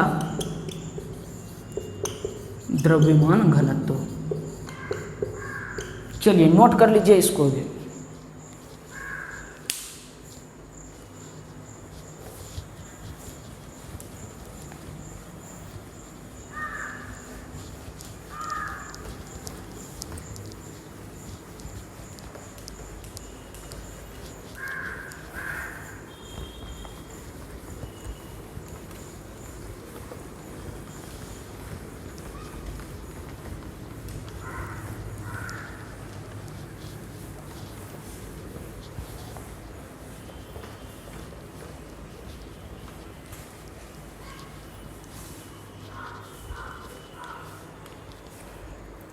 नेक्स्ट टॉपिक लिखिएगा,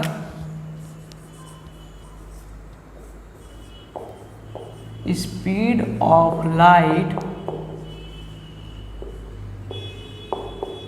एंड रिफ्रैक्टिव इंडेक्स।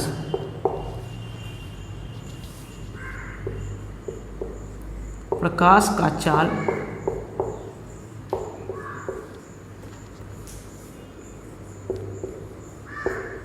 और अपवर्तनांक।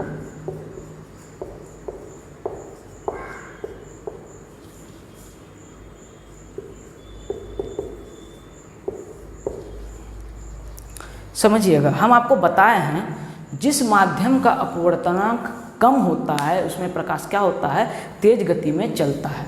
रिफ्रैक्टिव इंडेक्स को स्पीड ऑफ लाइट के भी टर्म में डिनोट किया जा सकता है।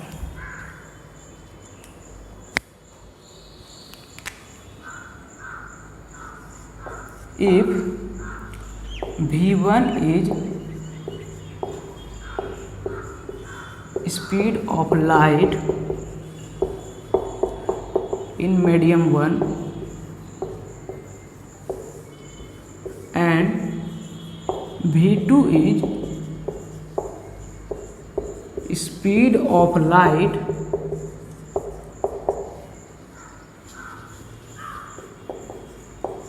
in medium 2, then Ri of medium 2 with respect to medium 1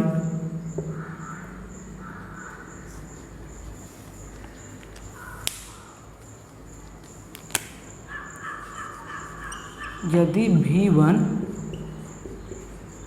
माध्यम 1 में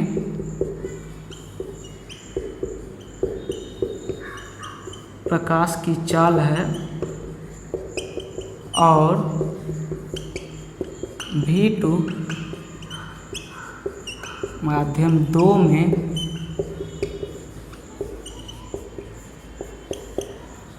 प्रकाश की चाल है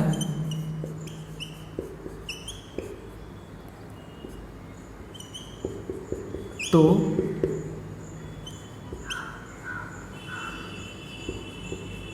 दूसरे माध्यम का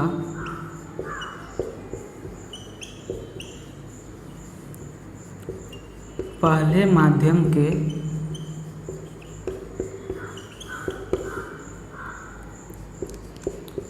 सापेक्ष अपवर्तनांक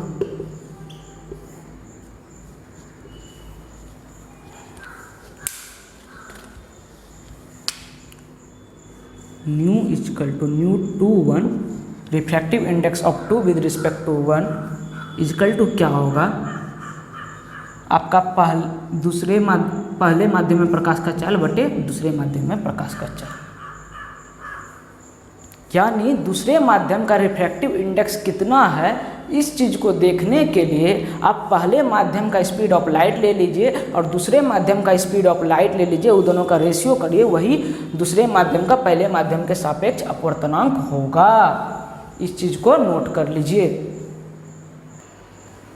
आप इसको इस प्रकार भी लिख सकते हैं, इसको और एक्सपेंड थोड़ा कर दीजिए, न्यू 2 बाय न्यू 1, और इसको बढ़ा के लिख सकते हैं sine I by sine R. जब आपको प्रकाश का चाल दिया रहेगा तब आप अपवर्तनांक निकालिएगा स्पीड ऑफ लाइट के टर्म में, और जब आपको एंगल दिया रहेगा तब आप निकालिएगा साइन के टर्म में। अब बात यहाँ आता है कि सर आपने ट्रिग्नोमेट्रिक फंक्शन साइन तो बता दिया कि वह क्या होता है, वह एंगल ऐसा है जो उस एंगल से बनने वाले समकोण त्रिभुज का, राइट एंगल ट्रायंगल का परपेंडिकुलर और हाइपोटेनस का रेशियो बताता है। लेकिन साइन आई बराबर क्या लिख दिए, साइन आई बराबर, तो आपको बता देते हैं, आपको आपका जो ट्रिग्नोमेट्रिक रेशियो है ये चैप्टर में अच्छे से बताया जाएगा, लेकिन फिर भी हम थोड़ा सा बता देते हैं। पहले इस चीज़ को नोट कर लीजिए, यहीं पे समझ लीजिए, थीटा और sine theta.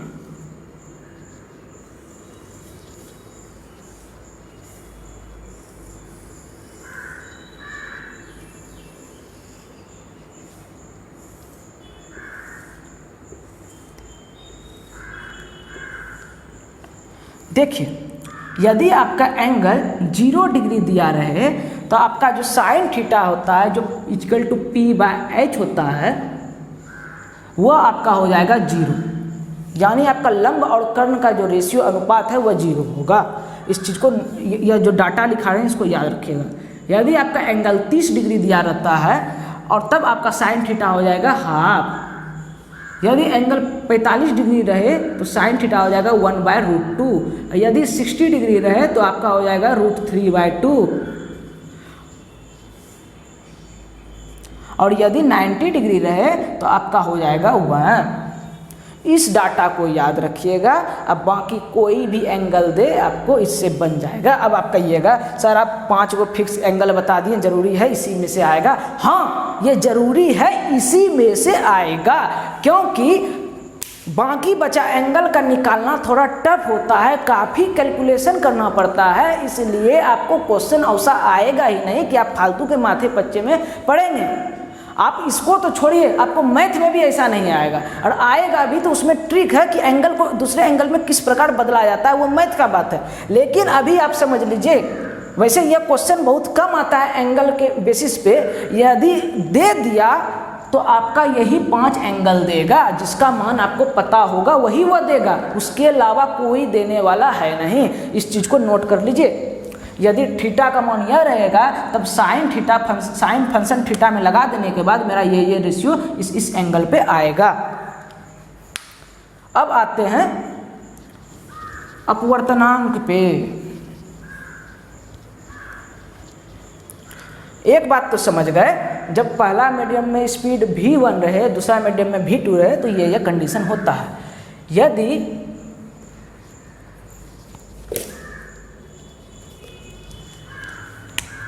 c is speed of light in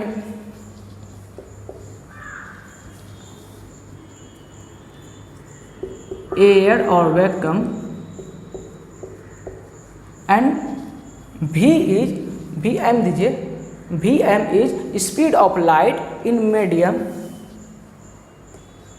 then refractive index of medium with respect to air और वैक्यूम यदि सी निर्वात या वायु में प्रकाश की चाल है और वी एम यानी वेलोसिटी इन मीडियम और माध्यम, वी एम माध्यम में प्रकाश की चाल है, तो दूसरे माध्यम का, दूसरे नहीं तो माध्यम का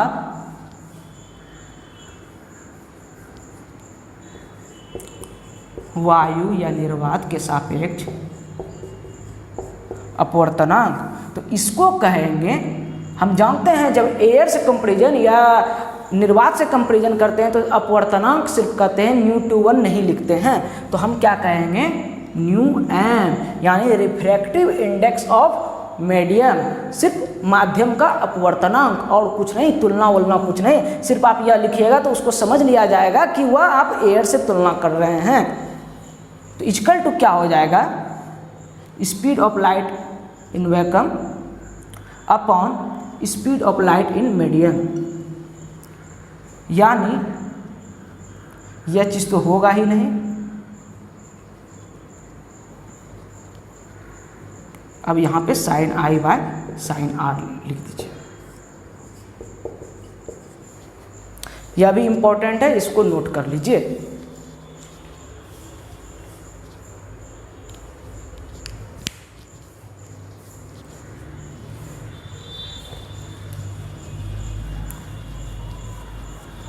अब जो हम आपको स्नेल का नियम बताए थे कि साइन आई और साइन आर का अनुपात एक कांस्टेंट होता है, अब आपको समझ में आ गया होगा वह कांस्टेंट क्या है, उस दोनों माध्यम के बीच का आपेक्षिक अपवर्तनांक है, दोनों का बीच का अपवर्तनांक है, और यदि माध्यम एक एयर रहे तब सिर्फ अपवर्तनांक है। तो स्नेल्स लॉ क्या कहता है, अपवर्तनांक के बारे में वह कहता है कि दो माध्यमों के बीच का साइन आई और साइन आर का अनुपात अपवर्तनांक होता है। आप देख सकते हैं, लिख सकते हैं, स्नेल्स लॉ, स्नेल का नियम क्या कहा था, sine I by sine R constant, वह कांस्टेंट क्या था, ν/1 इक्वल टू, आप लिख सकते हैं, यह है स्नेल का नियम, पहले इसको नोट कर लीजिए।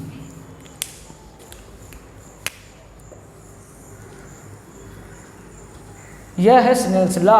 अब आप इसको लिख सकते हैं, sine I by sine R equal to ν2 by ν1, और आप इसको लिख सकते हैं ν1 sine I equal to ν2 sine R. इस चीज को नोट कर लीजिए।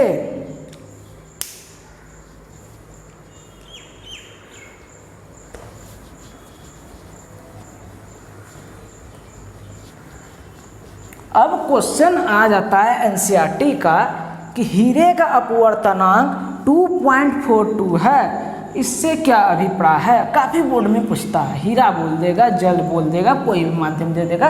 एनसीईआरटी में हीरा क्वेश्चन दिया हुआ है और परीक्षा में कुछ भी दे सकता है, तो आप समझ सकते होंगे। अब हीरे का अपवर्तनांक 2.42 है, इसका क्या अर्थ है।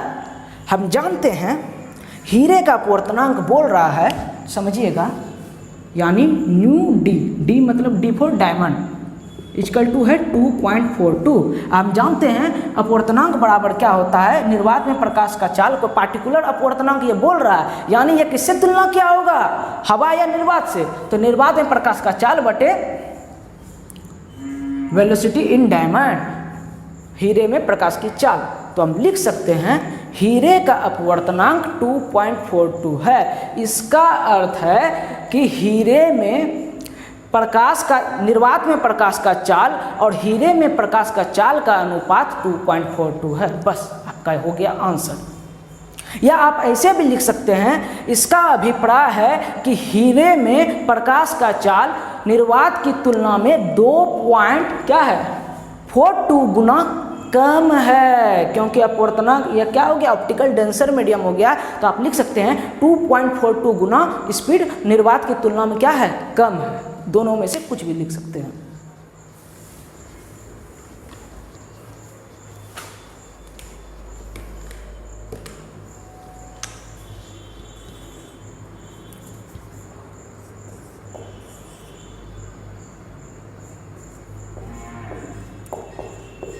रिफ्रैक्टिव इंडेक्स ऑफ डायमंड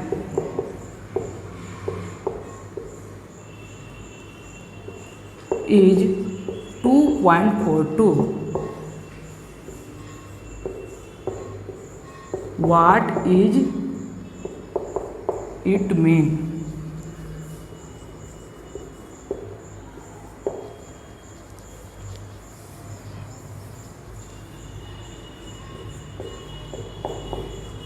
हीरे का अपवर्तनांक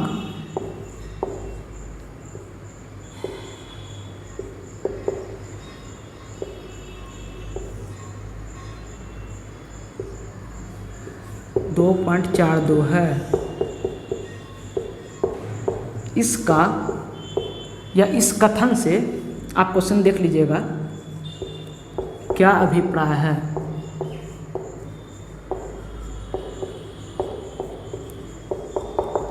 चलिए लिख लेते हैं। एकदम अपने भाषा में लिखना है, और हम आपको शुरू से समझाते आए हैं। मेरा तो आपको कॉपी करना है नहीं, आप समझिए मुझसे और उसको अपने भाषा में आप क्या समझें उस चीज़ को लिख दीजिए। उससे एग्जामिनर को और ज़्यादा खुशी मिलेगा कि बच्चा समझ रहा है, छापा हुआ कहीं से नहीं है। तो इस क्वेश्चन को लिख दीजिए वापस। The RI of diamond is 2.42. It means the ratio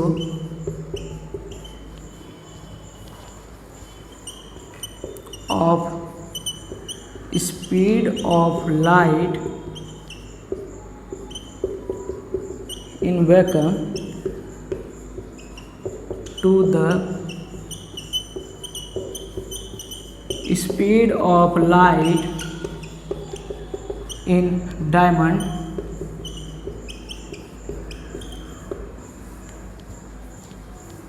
is 2.42.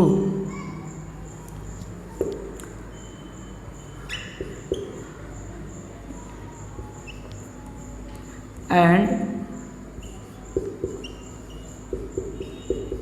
it means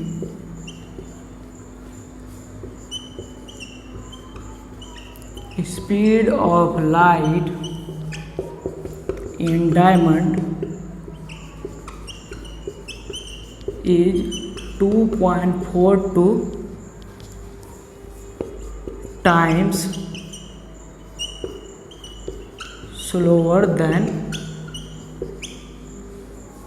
vacuum. Also note कर लीजिए पहले इंग्लिश वाले, फिर हिंदी अलग से लिखा दें।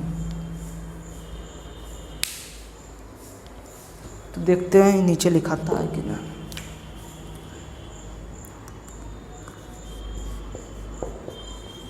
हीरे का अपवर्तनांक 2.42 है।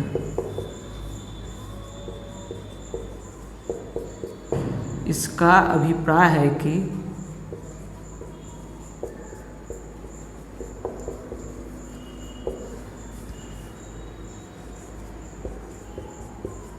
निर्वात में प्रकाश की चाल और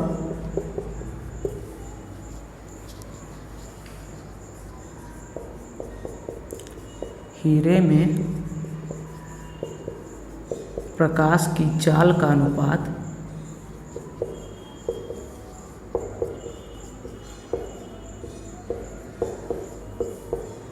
2.42 है। इसका अर्थ ये भी है कि हीरे में प्रकाश की चाल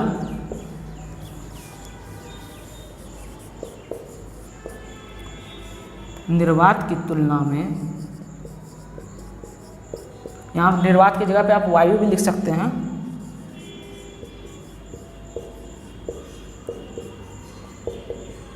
टू 2.42 गुनी कम है। आप ऐसे कम भी लिख सकते हैं या 1/2.42 गुनी है, यह भी लिख सकते हैं, नोट कर लीजिए।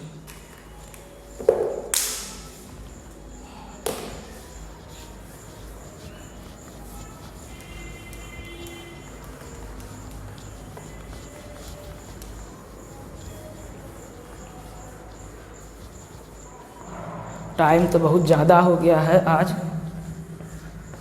लेकिन एक लास्ट टॉपिक है, इसको हम ख़त्म कर ही देते हैं, तब कल हम लेंस पे आएंगे।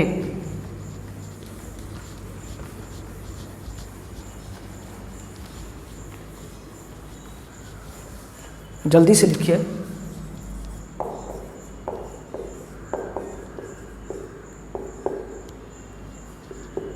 Refraction through a glass slab।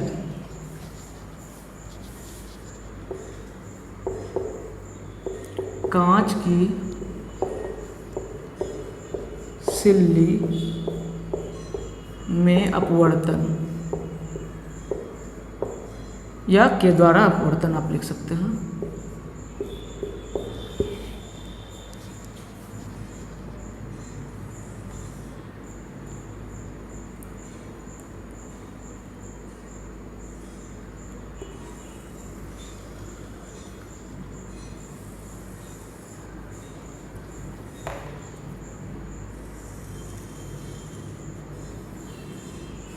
ठीक है, एक कांच का सिल्ली बना लिए, A B C D।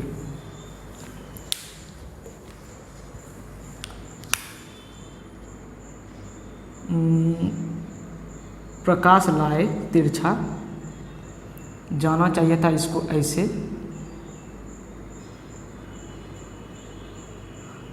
Normal बनाए। ओके, एक मिनट, यह है नॉर्मल, तो यह अभिलंब की ओर झुक गया। ठीक है, अब अभिलंब की ओर ये झुक गया। फिर उसके बाद अब देखिए, यह इसके बाद अब यह डेंसर मीडियम से रेयर मीडियम में जा रहा है, यह हवा है, यह ग्लास है, तो अब यह क्या होगा,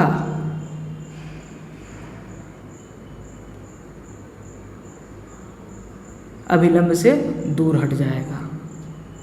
तो ये अभिलंब से दूर हट गया। ठीक है, अब इस डॉटेड लाइन को बढ़ाते हैं। आप स्केल से अच्छा से करिएगा।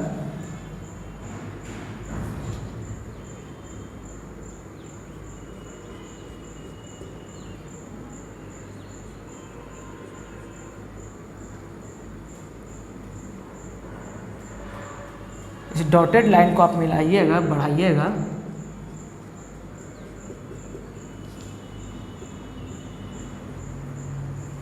तो ये एक दूसरे के पैरेलल होगा। आप स्केल से अच्छा से कर लीजिएगा। समझिए, प्रकाश का किरण ऐसे आया और यह अपवर्तित 2 बार हुआ, पहला अपवर्तन यहाँ हुआ, दूसरा अपवर्तन यहाँ हुआ, पहला पद।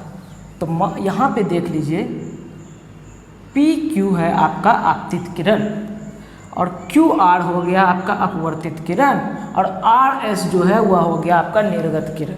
आपतित किरण को कहते हैं एंगल ऑफ इंसिडेंस, अपवर्तित किरण को कहते हैं रिफ्रैक्टेड रे, माफ कीजिएगा, आपतित किरण को कहते हैं आपका इंसिडेंट रे, अपवर्तित किरण को कहते हैं रिफ्रैक्टेड रे और निर्गत किरण को कहते हैं इमर्जेंट रे।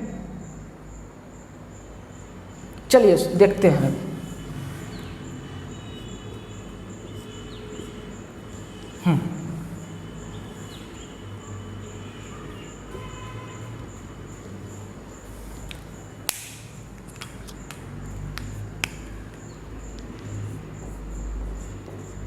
Here PQ,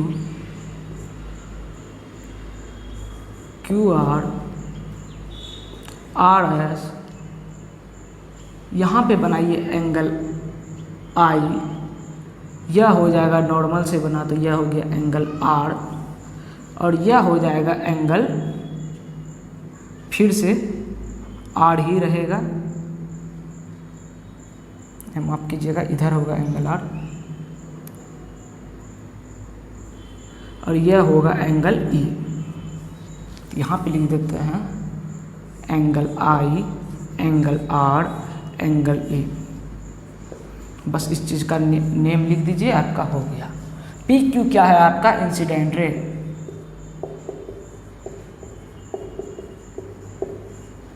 QR आपका क्या है रिफ्रैक्टेड रे,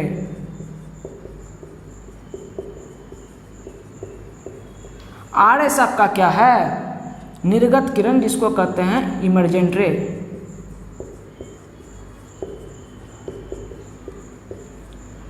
एंगल I क्या है एंगल ऑफ इंसिडेंस, R क्या है एंगल ऑफ रिफ्रैक्शन और E क्या है एंगल ऑफ इमर्जेंस।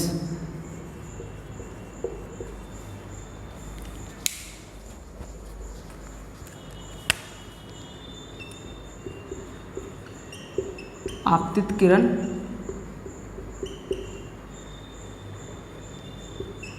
अपवर्तित किरण,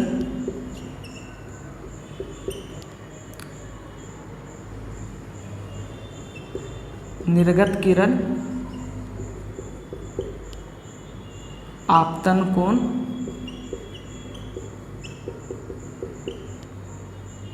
अपवर्तन कोण,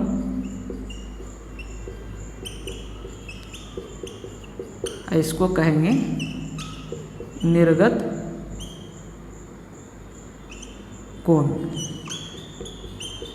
कोई दिक्कत? अब जरा सा इसका समझ लीजिए ये कैसे कैसे हुआ। देखिए पहले आया किरण हवा से, यह पहला माध्यम आपका जो है वह क्या है वायु है, कांच का सिलिंडर में रखे हैं।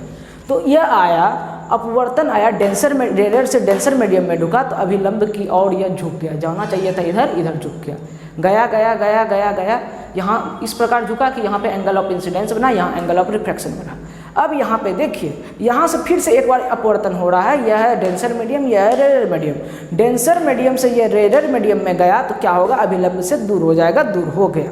और जब इसको डॉटेड लाइन से दोनों लाइन को मिलाए तो हम देखते हैं जो पहला मेरा रे था जो पड़ रहा था सिल्ली पर, और अपवर्तन के बाद 2 बार जो अपवर्तन हुआ उसके बाद जो यह इमर्जेंट रे निकल रहा है, दोनों एक दूसरे के समांतर है। सिर्फ और डायरेक्शन भी देखिए दोनों का एक ही है। समांतर होने का मतलब क्या हुआ, डायरेक्शन एक है।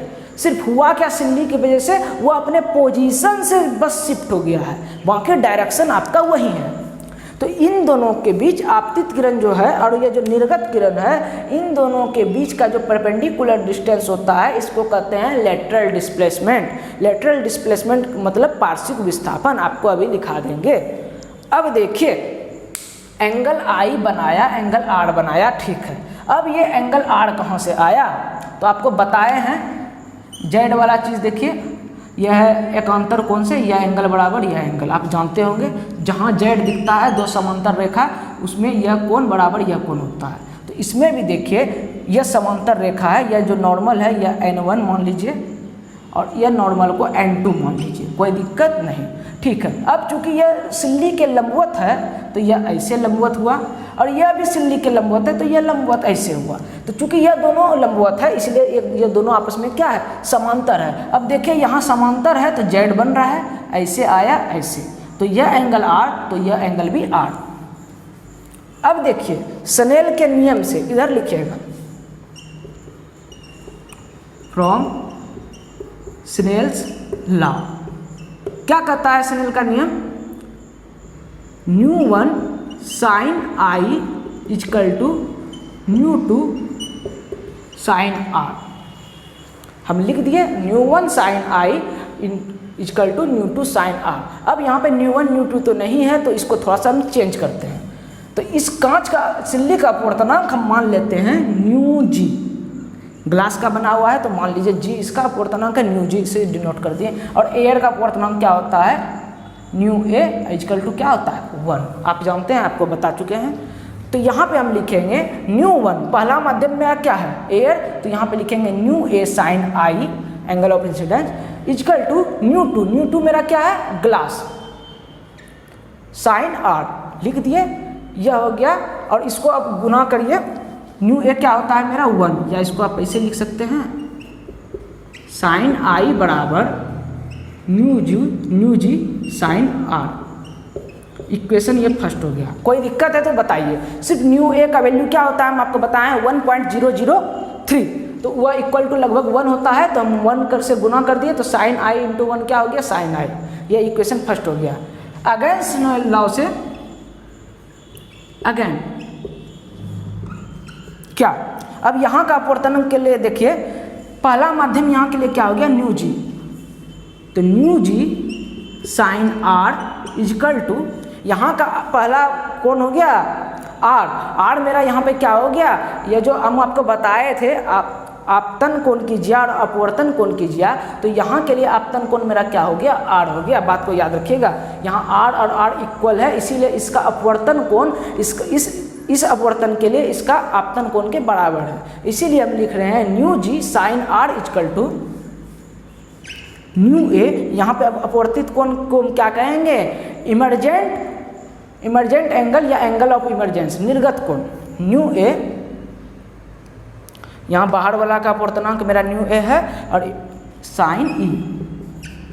यहाँ तक कोई दिक्कत है तो बताइए, हम फिर से समझाने के लिए तैयार हैं। देखिएगा पहला माध्यम से दूसरा माध्यम में गए तो ν(a) साइन I लिखे, क्योंकि पहला माध्यम का अपवर्तनांक ν(a) है, साइन I लिखे इंटू ν(g) साइन R, क्योंकि g ग्लास का अपवर्तनांक है, इंटू साइन R कर दिए, अपवर्तित कोण R है। अब दूसरा अपवर्तन के लिए देखिए मेरा जो एंगल ऑफ इंसिडेंस है वो R है, इसलिए हम लिखे ν(g) साइन R, और पहला माध्यम भी क्या है ν(g), इसीलिए लिखे ν(g) sine R is equal to, अब अपवर्तित कोण मेरा यहाँ पे क्या है एंगल ऑफ इमरजेंस या निर्गत कोण क्या है E, इसलिए लिखे। और दूसरा माध्यम क्या है ν(a), यह फिर से हो गया ν(a), फिर से हवा में आ गए हैं तो ν(a) आ गया, तो ν(a) साइन E। अब इसको हम फिर से लिख सकते हैं ν(g) sine R is equal to sine E।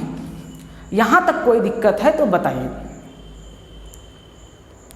अब आप देखिए ν(g) sine R sine I के इक्वल है और ν(g) sine R sine E के भी इक्वल है, तो इसका अर्थ क्या निकलता है, हो ना हो साइन I और साइन E आपस में बराबर होगा। देखिए इक्वेशन फर्स्ट में ν(g) sine R sine I के इक्वल है, और इक्वेशन सेकंड में देखिए, यहाँ पे इक्वेशन सेकंड कर देते हैं ν(g) sign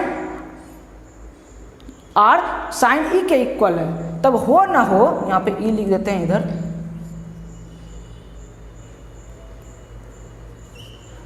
ν(g) sine E ν(g) sine R sine E के इक्वल है, तब हो ना हो यह जो आपका साइन I है साइन E के बराबर होगा। इक्वेशन फर्स्ट और सेकंड से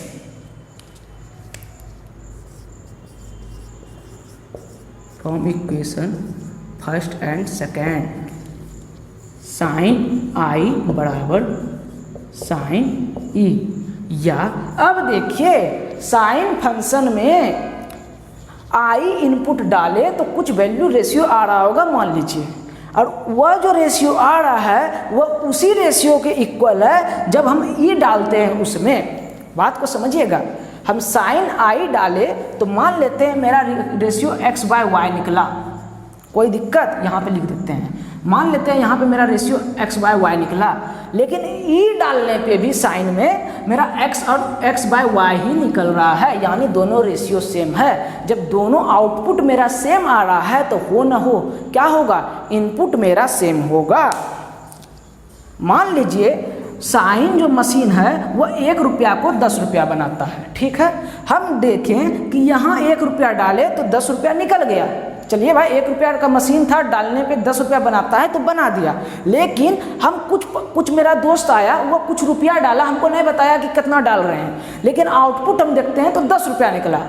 तो क्या मशीन खराब है? नहीं, मेरा सब चीज़ जब सही है तब जब आई डाले तो मेरा 10 रुपया निकल रहा था, और वो आर डाला, हमको पता नहीं था क्या कितना वो डाल रहा है, तो भी मेरा क्या आया, 10 रुपया आया। तब हो ना हो हम जो पैसा डाले थे वह और जो वो लड़का पैसा डाला था वह दोनों आपस में क्या होगा, बराबर होगा। इस चीज़ को नोट कर लीजिए, यानी angle of incidence equal to angle of emergent होता है। अब जो इतना लंबा चौड़ा लिखाए हैं, बात याद रखिएगा, ये सब आपको प्रूव करने देता नहीं है, सिर्फ बोल देगा कि प्रकाश का अपवर्तन कांच की सिल्ली में दर्शाएं। अगर आप थोड़ा सा नोमेनक्लेचर कर देते हैं कि पी जो चीज़ बना दिए हैं, पी क्यू इंसिडेंट रहे, क्यू आर रिफ्रैक्टेड रहे, आर एस इमर्जेंट रहे, ये सब चीज़ लिख दीजिए। और स्नेल का लॉ का नियम आप जानते हैं, बस याद रखिएगा पहला माध्यम के लिए आपको लेना है पहला ये रिफ्रैक्टिव इंडेक्स, और दूसरा माध्यम के लिए दूसरा रिफ्रैक्टिव इंडेक्स। आप सिर्फ एक सिंपल फॉर्मूला यहाँ पे लिख दीजिएगा, μ1 sine I equal to μ2 sine R, यह लिख लीजिए। और इसी फॉर्मूला पे आप पुट करके 1 के जगह पे जो पहला 1 का अर्थ है पहला माध्यम और 2 का अर्थ है दूसरा माध्यम, जो पहला माध्यम होगा उसमें ये लिखिएगा, जो दूसरा माध्यम होगा उसमें ये लिखिएगा। उसमें क्या है, आप देख देख के भी उतार सकते हैं, तो इसको नोट कर लीजिए। और इस प्रकार हम प्रूव कर दिए एंगल आई जो होता है एंगल ई के बराबर होता है। यह एग्जाम में पूछ सकता है कि रे डायग्राम आपके द्वारा कांच की सिल्ली में प्रकाश का अपवर्तन को दिखाएं।